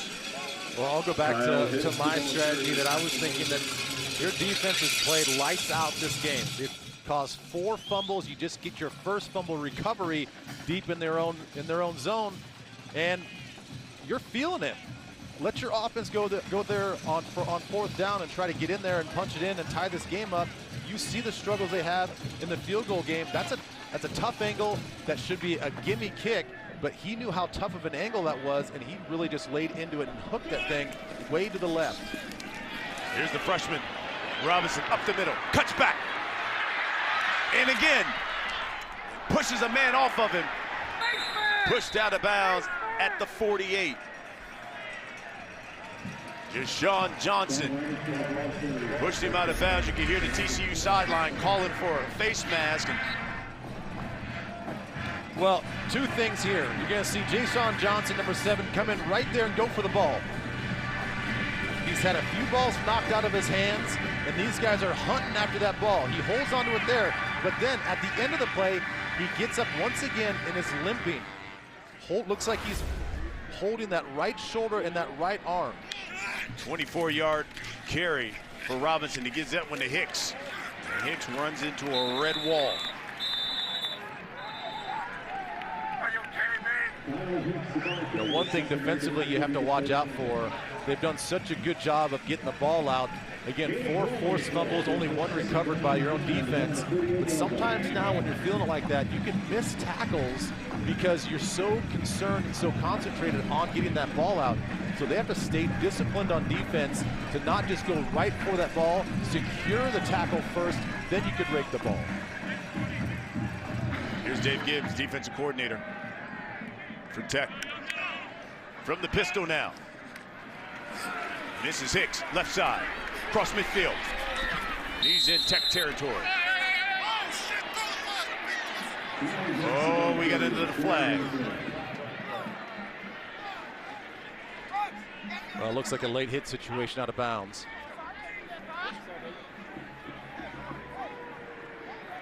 And so Octavius Morgan will be the culprit. To the play, unsportsmanlike conduct by number 5 of the defense. Penalty is 15 yards, and it's a first down. That is the first unsportsmanlike conduct foul on number 5. Octavius Morgan, let's take another look. Well, Oh, there it was. There it was at the very end. You saw Turpin's body just go flying as they're engaged on the block. So that's a good call. You can't do that after the whistle. That's the first one on him. Another one, and he'll have an early shower. Kennedy Snell is checked into the backfield. And he gets the carry. Cuts back, picks up a few yards. Well, that's the dynamic that Snell can give you. He's a quicker back, smaller, hard to see. You can see how he can slither out of tackles. And really, that play should have been stopped at the line of scrimmage, but it was just Snell and his ability to elude those tacklers to pick up a little something and give more of a second manageable. Sonny Cumbie, offensive coordinator at TCU.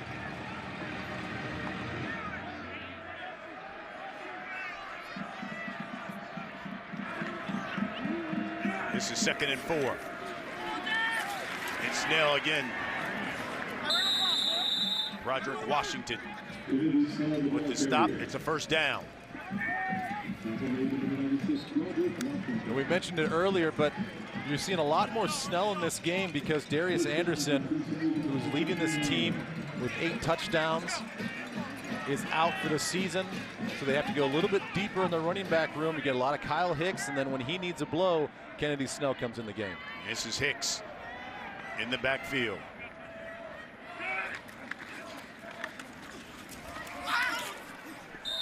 Hicks for a couple over that right side.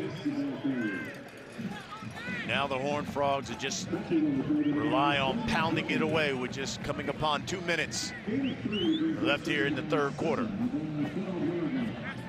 Well, they know that their bread and butter is their defense. And with this defense, sometimes all you need is 1 point. So you're going to use the clock. You're going to be efficient on offense. Try not to give the ball away again.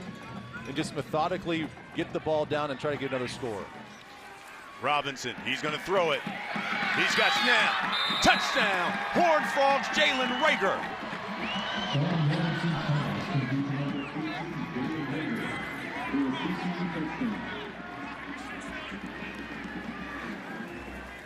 Well, sometimes it takes a little bit of deception. You'll see him right here lined up as a running back close to the line of scrimmage. See him crouch down. He's going to hide away from the defense. He comes around on that swap boot action. And that's an easy throw for Robinson. So nice design and play call to get your speedy wide receiver involved. Bunce punches it through. And the Horned Frogs extend their lead to 14. Thanks to Jalen Rager. 17-3.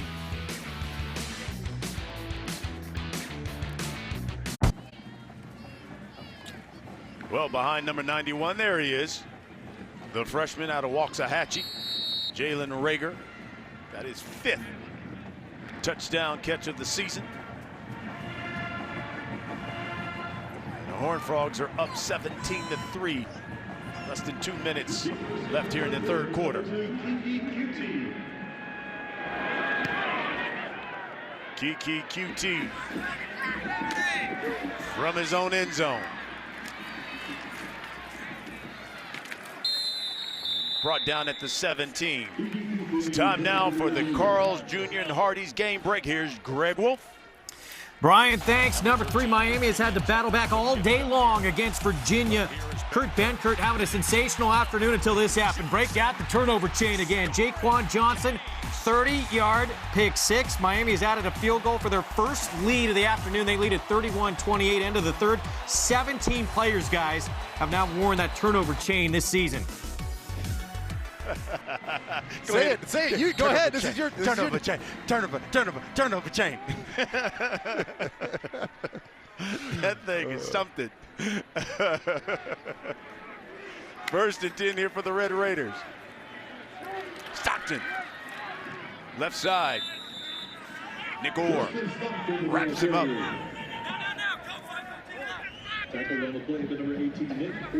Tempo once again.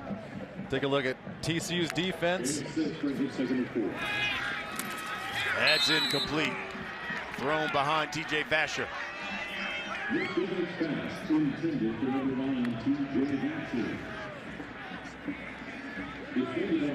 take a look at TCU's defense. 0 points allowed in the second half. Since the third, wow. Incredible. And even last week, you look at they did Oklahoma. Oklahoma spot them 38 in the first half, and then what they do to Oklahoma in that high-powered offense, shut them down. That pass is complete. Dylan Cantrell, you know, even talking with Gary Patterson, boy, he was foaming at the mouth to get another crack at Oklahoma. You know what? You're not really exaggerating. We brought up the possibilities of facing Oklahoma in the Big 12 championship game, and boy, he was like, I want another crack at those guys. And he was as intense as I've ever seen him. So he knew that he let some things. There are some things that he called and approached that game defensively that are eating him alive right now. And if he gets another chance at those guys, he's not going to wait to pull out some of those punches. So he needs to get by this game in this tough Texas Tech offense and defense, and he may have a chance. This is 2nd and 5. Stockton brought down. Sammy Douglas. They'll be looking at a 3rd and 3 now.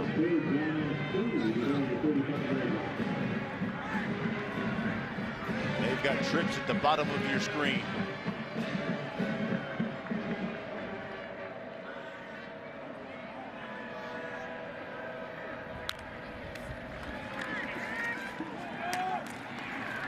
That's complete. Cantrell. That will wrap up the 3rd quarter here in Lubbock. It's 12th ranked TCU with a 14-point lead over the Texas Tech Red Raiders. 4th quarter when we come back.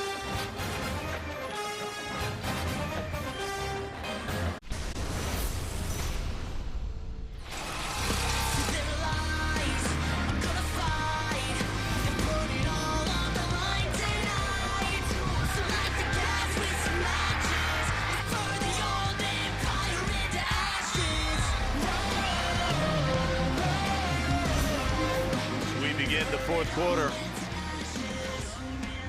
TCU up 17-3. Not a lot of yards through the air by either squad. Brian Custer along with Ben Lieber. This is Justin Stockton, Mark Pereira, rules expert with us as well. Stockton has gone over 100 yards rushing. His 5th career 100-yard game, 3rd one this season.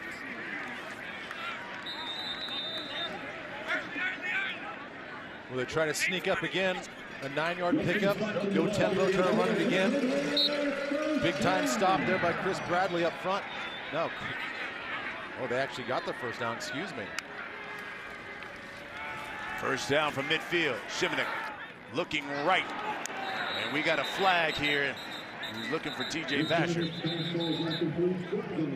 That one was tipped, it looks like. Let's see.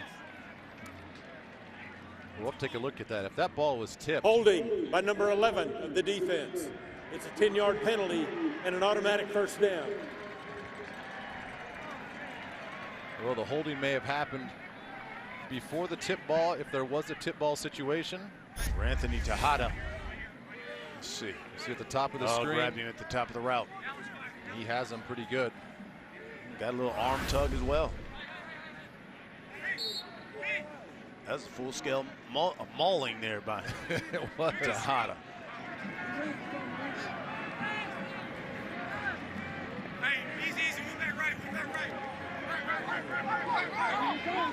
Shimonek changing the play. Defense changing up their play as well. He's looking left. He's gone to his favorite receiver so far today. That's Cantrell. Well, and again, for a guy that is averaging 105 yards, 106 yards per game, we have not seen Kiki QT much getting a whole lot of targets. It's the big guy, Cantrell, especially here in the second half. 6 catches, 37 yards for Cantrell, and he's the leading receiver right now. Shimonek is going to keep it. Draw. Big hole. First down. Whole lot more. Dropped the football at the end of that run. Let's see if they say he was down.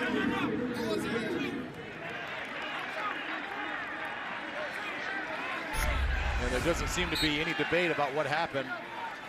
Texas Tech is going to keep this. Nice design. The previous play is under further review. See if that hit came in. He was losing the ball as he got hit. We're going to review this play. They marked him down at the 14 of TCU. Well, let's take a look at it here. Oh, man, that's close, isn't it? Boy, I think that right knee is just making contact with the ground. Oh. It's coming and it's coming out. Oh my goodness, that's close. That's awfully close. I just don't know if it's definitive.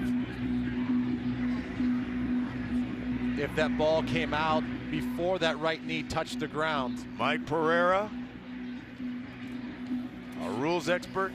What do you think here? Taking a look. This one's close, Mike. You know, anytime you say close, yeah, then that leads me to really say, hey, you got to stay with the calls on the field. We at one point were looking at the shot here and said, maybe it is, but then we saw that last shot that, boy, the hand's still on the ball when the knee's very close to the ground. You know, I'm in the old school. Whatever's called on the field, you stay with it unless it's absolutely certain, clear and obvious that it's out before. I just don't think, in my opinion, there's enough to change this. Clear and obvious, I think, is the key there, as you put it there. And you're right. I mean, it's like bam, bam. As soon as he got hit, the knee, and then the ball's coming out. Well, and like Mike was saying, and we've yet to get the official, but go ahead, Mike. Go ahead, Mike. There's the other portion of it, too, is if it is out, is there a clear recovery? So do you have a shot of the defense with the ball before it goes into a pile? It's not who comes out of the pile, it's who has it going into the pile. That's a good point. Well, you see Ty Summers for TCU coming up with the ball. But I think Mike said it best when it's this close. The original call was no fumble. Right. Had the call been fumble on the field, I think you could use the argument that there's not enough information, not enough clarity with the ball coming out and the knee touching the ground as well. And I think you see why you rarely see Tech run the quarterback draw with Nick Shimonek. Not very fleet of foot. No, it's not. and then he takes a hard lick from the backside and loses the football. So all sorts of bad stuff going on with the quarterback run game. But I like the call because you're not looking for him in the quarterback run game, especially the design draw that they ran, getting the center up the field as a lead blocker. So I like the call. It's just you can obviously see why they don't feel that comfortable calling this sort of play a lot in the game. And it was Sammy Douglas who made that hit on Shimonek. And they're looking at this for a long time. So, well, it's a critical part in the game, a critical part of the field. They certainly want to get this call right, in fairness to both sides.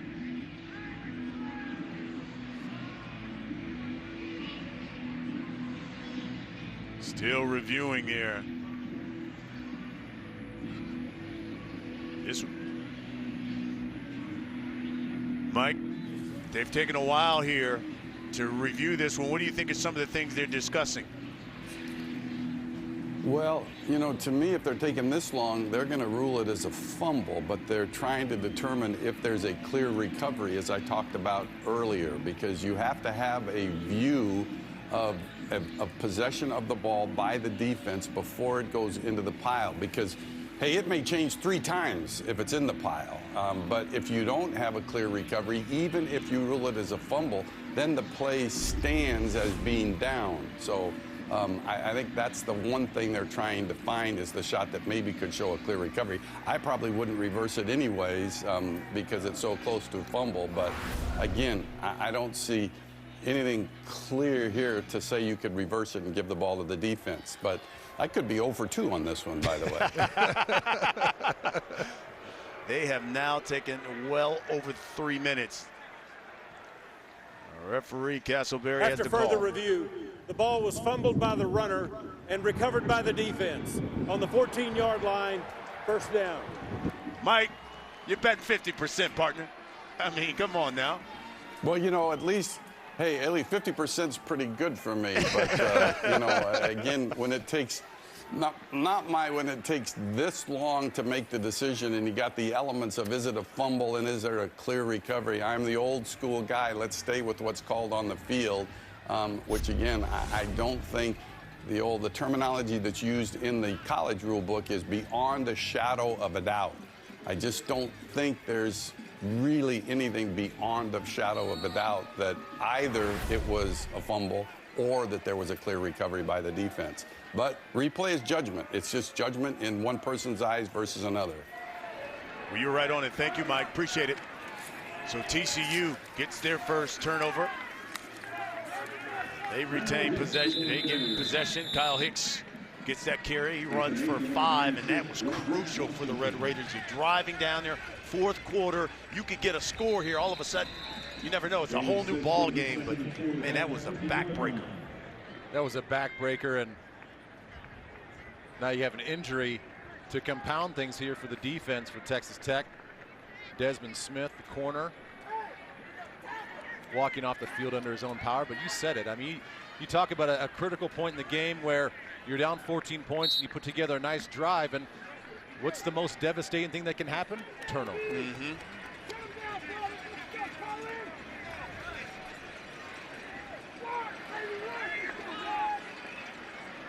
TCU now 11 takeaways in the last 5 games.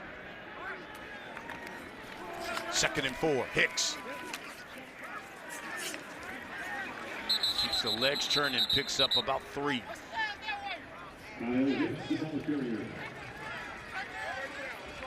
that's the one thing I don't love about the rule in both leagues, in college and the NFL, is in that sort of play right there, that scrum, once it's stopped and forward progress is stopped, blow the whistle. But as a defensive player, I always hated that the offense always got sort of a second chance to get some linemen to push the pile even further. I mean, we're not playing rugby here. Once you do your job, once the ball carriers stop going forward, I think you should blow the whistle and not allow any sort of offensive ball carrier to have a second or third opportunity. Spoken like a true former linebacker. I'm like Pereira. I'm old school, man. Yeah. I'm old school, and I'm defensive minded. Here's a first down carry for Hicks. And those Horned Frogs are just going to pound the rock now and let that clock run. Well, yeah, I think that there's some teams, or a lot of teams around the country, that they wouldn't feel that comfortable with a 14-point lead, knowing what Texas Tech can do on offense. But TCU's defense is special. They're just different. They're built differently. They play a little different than everybody else. All they do is pitch shutouts in the second half. They're doing that once again in this game. So a 14-point lead is a comfortable lead for this team, and they are built to grind up front, to run the football. They think they have better and stronger athletes in the trenches. And as valiant of an effort that Texas Tech has done defensively, they need to somehow strip another ball and give the ball back to their offense. They have played great. This is a high-powered offense for TCU. They've played very well, but they got to do something extra special here in the last few minutes here, the fourth quarter. With that 5-yard run, Kyle Hicks has now gone over 2,000 in his career. Up top, that is incomplete. John Diarse. Octavius Morgan with him step for step. Well, Octavius Morgan he's had a real nice game throughout. Anytime they want to throw deep, he has been there step for step. And you can tell that this young quarterback has what it takes to get the ball down the field. Now he just needs a lot more game reps to figure out the speed of all his receivers you hear all the time that quarterbacks and receivers need to be on the same page. And it's one thing to be on the same page in practice. It's another to do it on game day.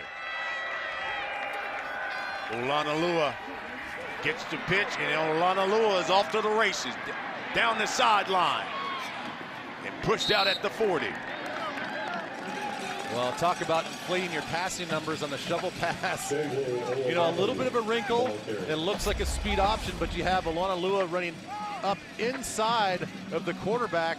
That is a shovel pass. That's going to go down as passing yards for Sean Smith. But really just a nice run by Olanalua.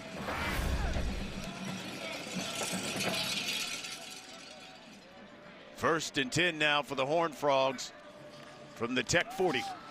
Here comes Hicks.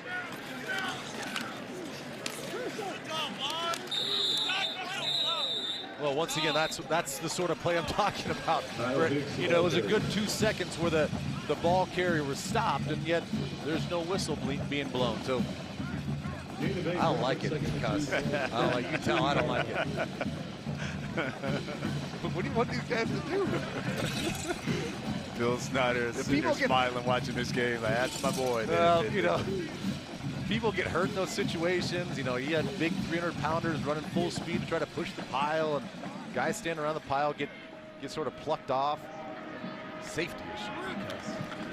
Here's Hicks. The fake. Robinson, left side to the 20. Cuts back 15. Brought down at the 11.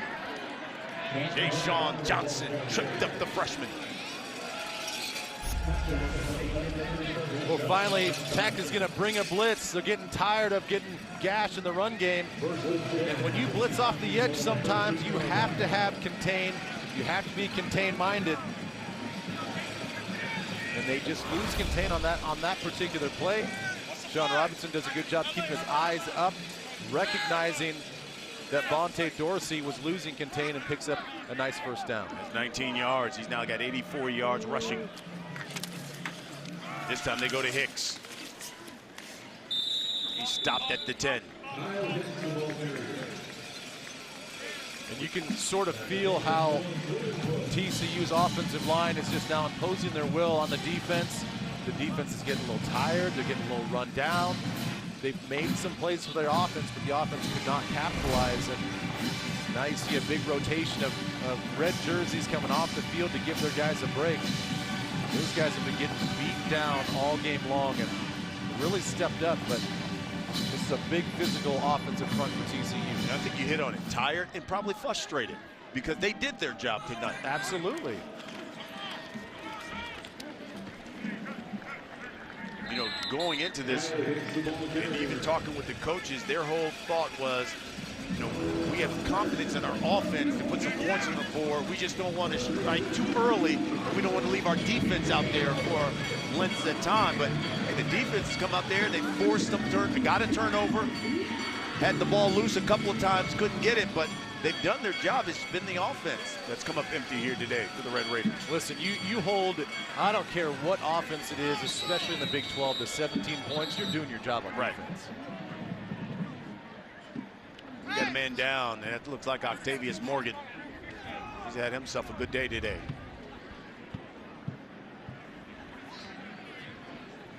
You know, hard to tell exactly what he's looking at. 17-3 the score here in the fourth quarter.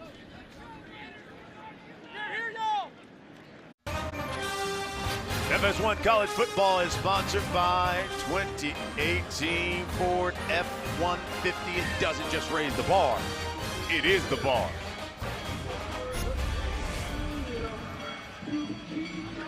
All right, take a look. This is Octavius Morgan.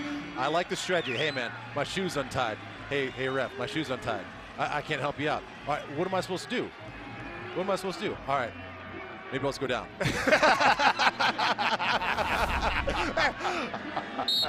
That's great. Man. Somebody has to do it when your defense needs to break. You gotta do what you gotta do, brother. Yes. Stop that clock. 3rd and 5. This is from the 8. You can see 20 seconds on that play clock. And he's just got to let this thing wind down. Absolutely. You snap it with 1 second left. Take a deep breath, grab a snack.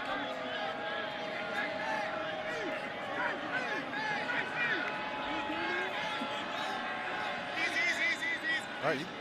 5 now on the play clock. They'll let it go down to 1. They call the timeout. They'll discuss it. 3rd and 5 for the Horned Frogs when we come back.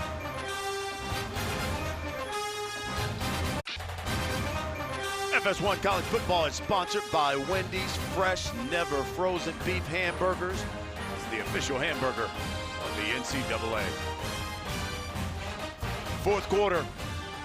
Under 8 minutes left in the game. 17-3 is the score. TCU looking at 3rd and 5 from the Red Raider 8.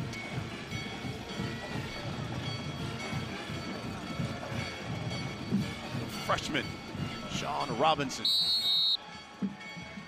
Run it. For 84 yards, 10 carries.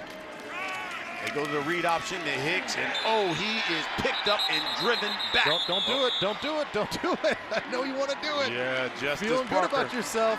He's got 2 forced fumbles today. A big stop on 3rd down. Just so glad he did not dump him right there. There's Parker on the right side. Watch him fill that gap. When he sees his key, which is that inside offensive lineman, once he blocks down, that's his trigger to go. He has no other responsibilities in the pass game but just to go downhill. Nice play in setting up a field goal here for TCU. This could get dicey. Here's Cole Bunce. And he knocks it through from 25 yards out. And the Horned Frogs now up 17. 20-3 is your score. 7 minutes left in the game.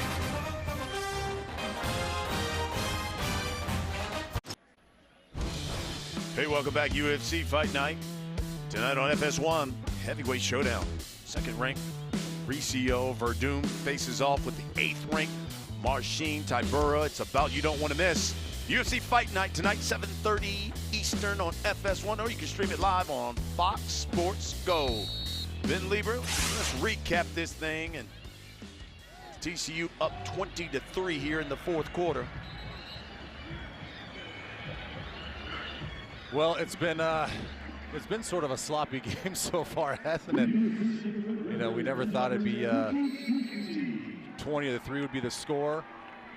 We knew TCU's defense was awfully good, but quite impressive now. Another 2nd half shutout going so far for their defense, and really in totality holding this high-powered offense just 3 points. QT across the 20, cuts back, swings, spins, eludes another tackle before he's dragged down, and at the 40. Time now for the expectation-shattering drive of the game. It is sponsored by Buick. Well, it got started here by the fumble by Sean Robinson. They've caused 4. They finally get 1. It's the big shank on the attempted field goal to get some points. They opted not to go for it on 4th down. And then TCU comes right back with an easy touchdown and a long drive. And they get another 3 points on their last possession, as now they're up 20-3 in desperation mode now for Texas Tech. And Shimanek, under 7 minutes left in the game, swings this one out to Stockton. Coming up and making the stick in his game.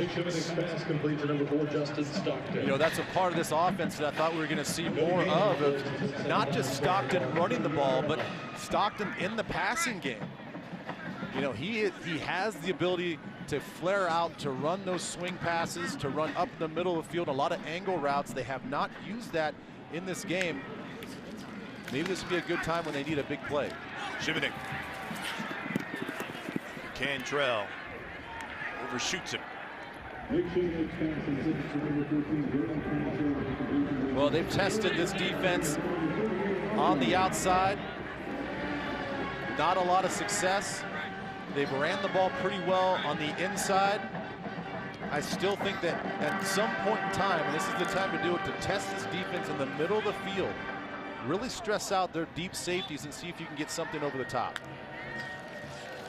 Here's 3rd and 10.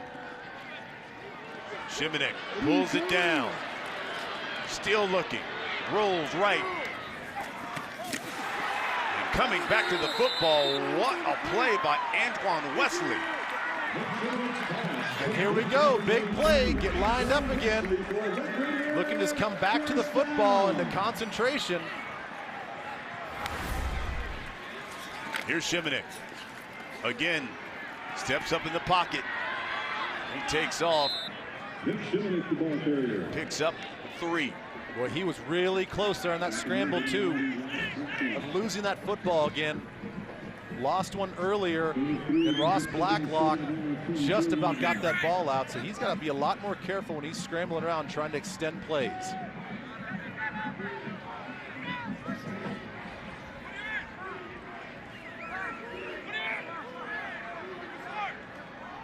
This is 2nd and 7.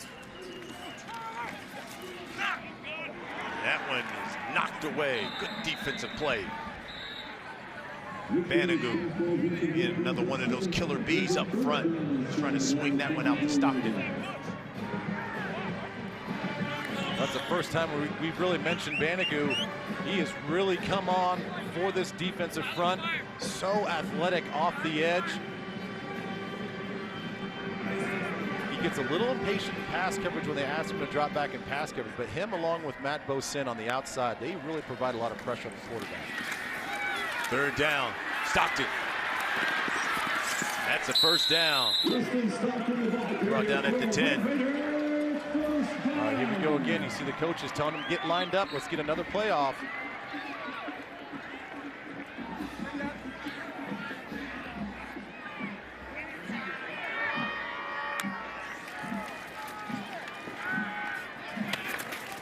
Cantrell has it taken away by Jeff Gladney. Gladney down the sideline, and Jeff Gladney's going to go all the way. A pick 6 for the Horned Frogs.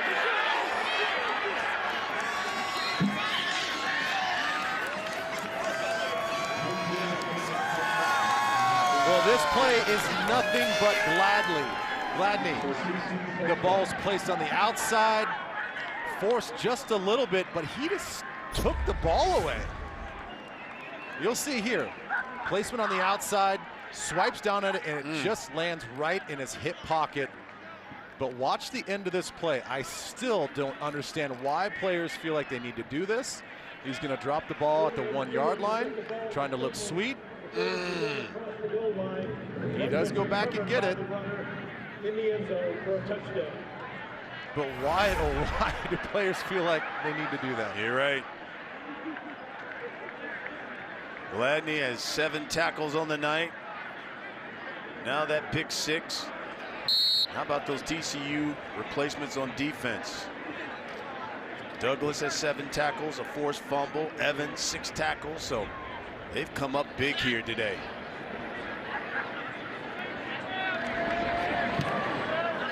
Extra point is good.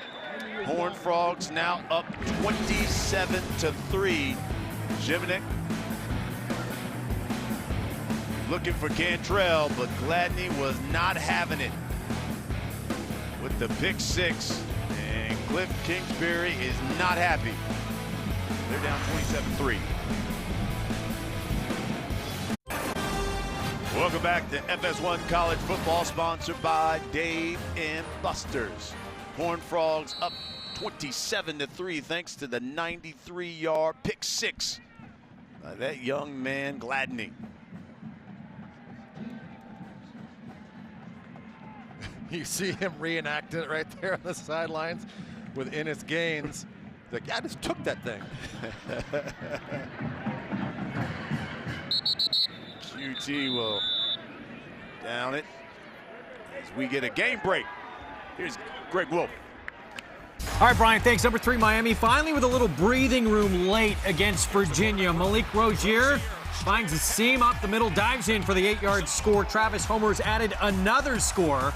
Hurricanes lead 44-28 late 4th quarter. Brian, Ben, back to you. All right, thank you. We got a new quarterback for the Red Raiders. McLean Carter, the sophomore, checks in. You see what he's done so far in his career. Athletic guy. He's a senior in high school, 16-0. You can tell he's shaped his head since then. He'll hand it off. Marcus Felton with the carry. Take a look at the interception again. You'll see Gladney just literally take the ball away. Good defensive swipe of just trying to knock the ball down. Didn't really intend to like grab it, but the ball just fell right into his hip. He takes it, picks it up, and runs it in for a touchdown. His first pick six, and that's putting this game away. Another handoff to Felton. Carter, as you saw, has thrown the ball 6 times this season. He's appeared in 2 games. Against East Washington and Kansas. He's completed 3 passes against East Washington, completed 3 passes against Kansas.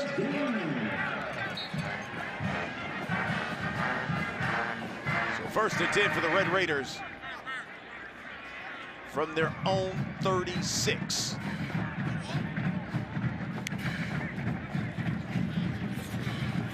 Southpaw slings that one and it's complete. Cantrell. You're in Horned Frog territory.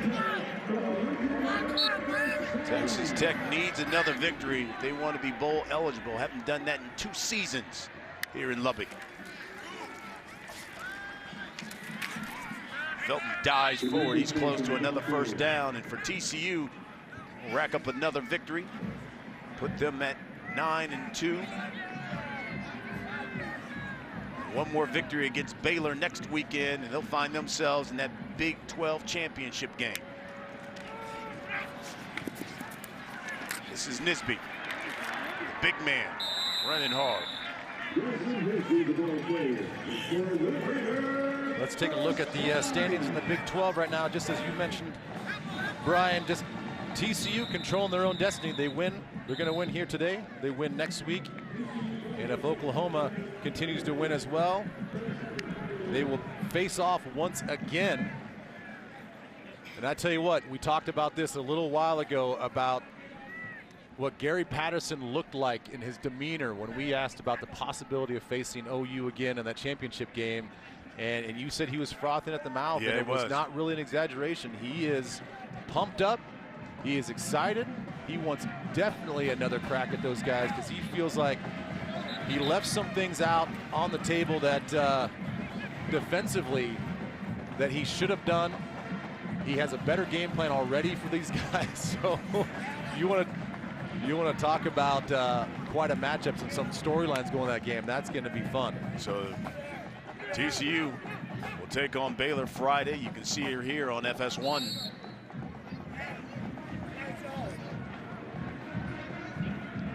This is 1st and 10 for Carter and company. The sophomore. Sack. And for the Red Raiders, they'll wrap up their season against Texas. That game Friday, you can see it on Fox. Well, and they're going to have to find in this next week of prep somebody else on the outside to make some plays. They ran the ball somewhat effectively, but just not enough big plays on the outside.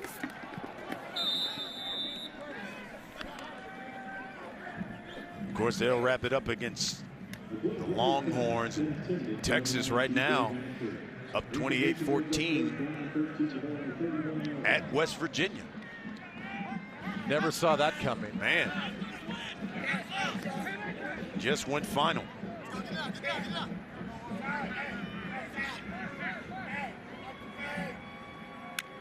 That's a good win for Herman and company.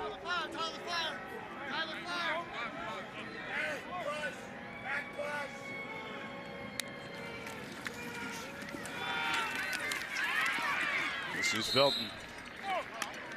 He's We come upon 2 minutes now left in this one. Yeah, it's a little interesting to me that I realize the game's out of hand and you've got your backups in the game. But, why wouldn't you just try to throw the ball a little bit more, see what they can do, and see if you can get, test your backup quarterback, because there may be a time, next game where he's got to come in. 4th and 8. That one knocked away. Michael Downing Jr. knocked it away.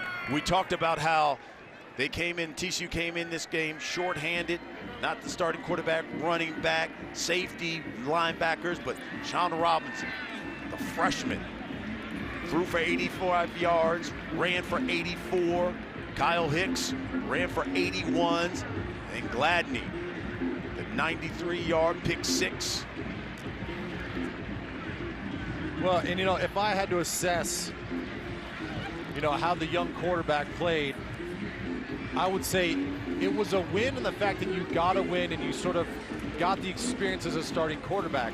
He did not look very good throwing on the run. Got to learn to throw with touch. He's got to throw with some touch, and I know that the wind maybe played a factor in that, but I don't think it played as much of a factor. You just sort of watched him and the way he threw the ball. He just sailed a lot of things, I think, mechanically. You could tell he was a little antsy.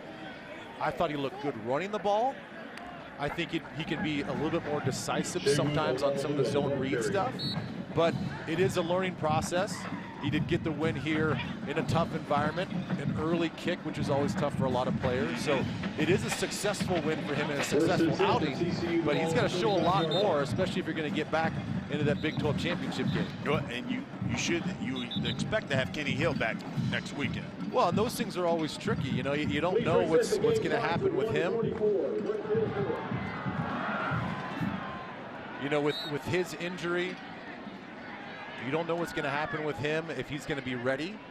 And he definitely provides you some more stability at quarterback. And I think the offense runs much smoother with him in there. Well, saddle up, TCU, because you're taking the Saddle Trophy back home. It's been a long time coming. Those two started playing for that trophy in 1961, did it for 10 straight years. Until 1970, until all of a sudden the trophy came up missing. They've brought it back, built the new one here, and they call this the West Texas Championship, and it's the Horned Frogs. We'll take it, saddle it up, and ride it back to Fort Worth. You got to think somebody's going to try to get on that, right? Exactly. Right. I would. Maybe Coach Patterson after getting a win like this. Tough environment. I don't know. I don't see that happening. He still hasn't cracked a smile either. No, I don't know. He still has not cracked a smile. Everyone else is, though. The freshman smiling. Congratulations. True freshman getting his victory in his first collegiate start.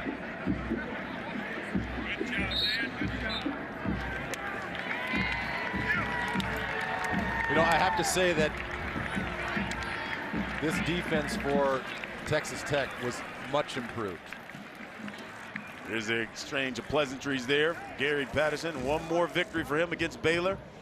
He'll be playing in the Big 12 championship game. For Texas Tech, more offensive struggles. See, the last time they were shut out in the second half was quite a while ago. But they will need a victory next weekend against Texas. Final score here from Lubbock, 27-3 TCU for Texas Tech. Coming up after this short break, we're going to send you out to Los Angeles to Mike Thrill Hill for more college football coverage.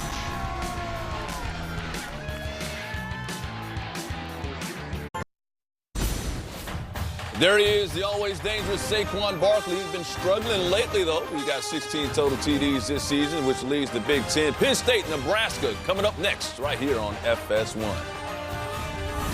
As we welcome you inside our LA studios, Mike Hill hanging out with the crew, Robert Smith and Bruce Feldman, as you just saw.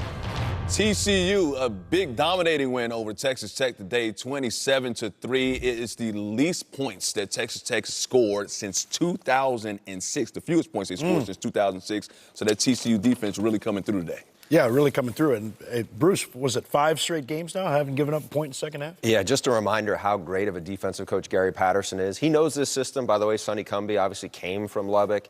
And don't forget, they were without their leading tackler today and their starting strong safety. And nobody held Nick Shimonek under 200 yards passing. He had like 130, no big plays, just a really awesome performance by this TCU defense on the road. Like Tech was averaging 38 points a game and 343 passing yards a game. But once again, TCU's defense, man, just dominating fashion against a really highly explosive offense. Well, here's a little nugget for you. Okay, I like nuggets. I know you do. Yeah, I know you do.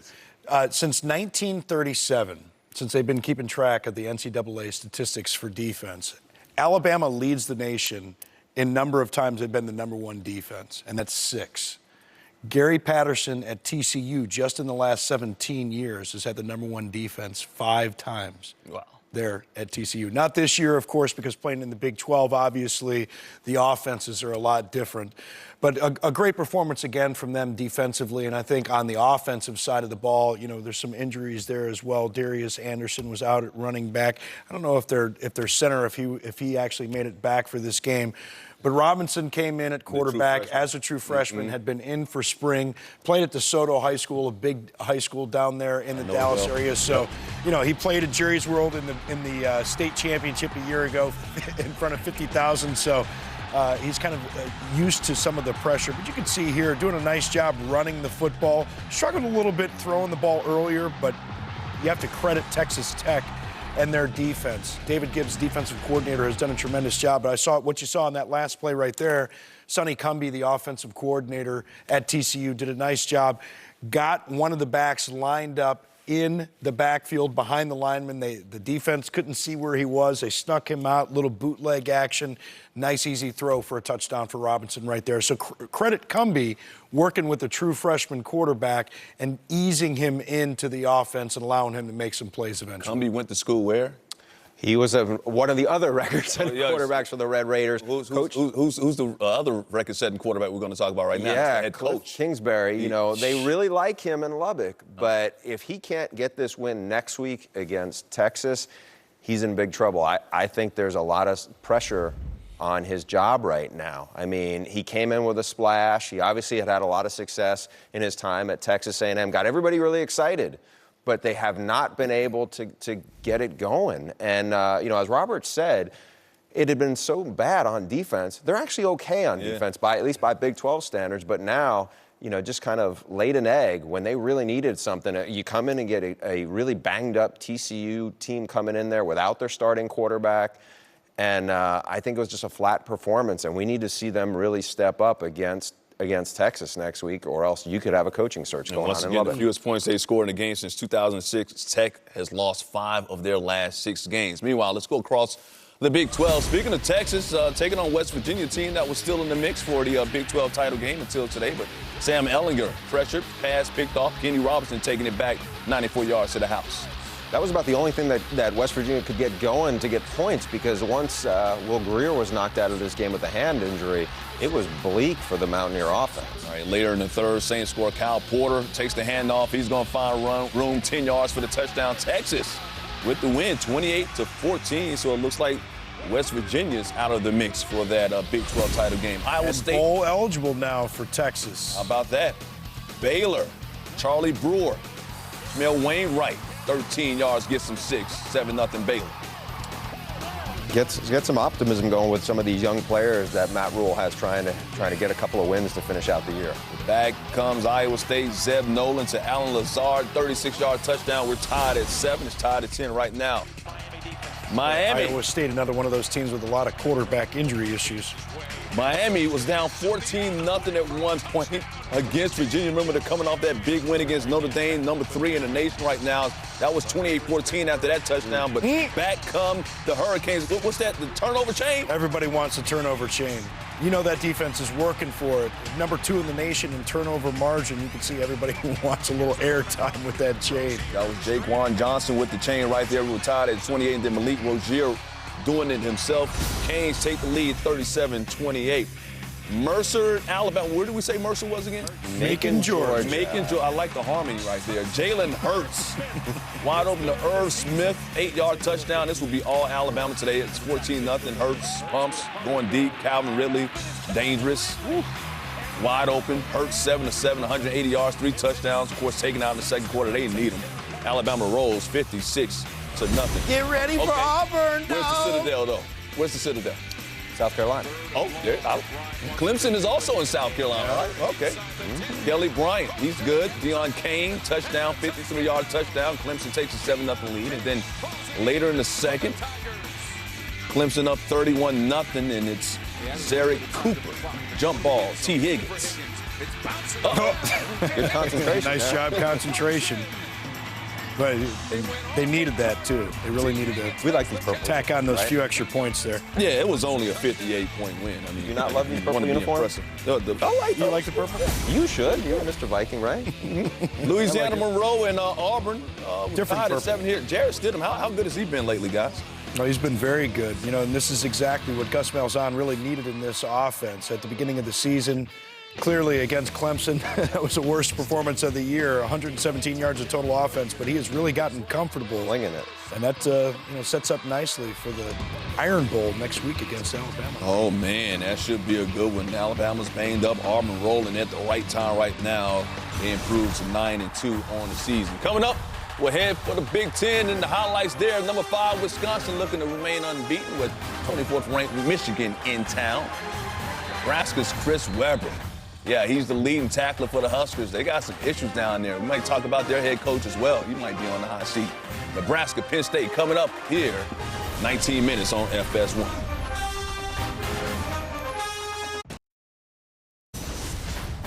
Hey, tomorrow check your local listings for our college football playoff preview show. Of course, we got Robert, Bruce, Coach. Is Matt there? Matt's there. Matt's there. Pappas? Somebody invited me, but I'm not going to. Danny Knell's coming in. Yeah. Hey, that guy's good. Tracy McSorley, 52 career passing touchdowns. That's the most in school history. Penn State taking on Nebraska here. 16 minutes, top of the hour right here on FS1. Mike, Robert, Bruce hanging out with you on the post-game show, getting you ready for that big one. Let's go around the Big Ten right now because Wisconsin could be the last hope for the Big Ten in the college football playoffs. Still on the Don't tell that to Coach Wanstead. Well, it could. I mean, right now they're the best bet. They continue to win. They're undefeated. 5th right now, taking on Michigan. This is a tough test, but look, hard hit right here. A scary moment as well. Brandon Peters hit hard.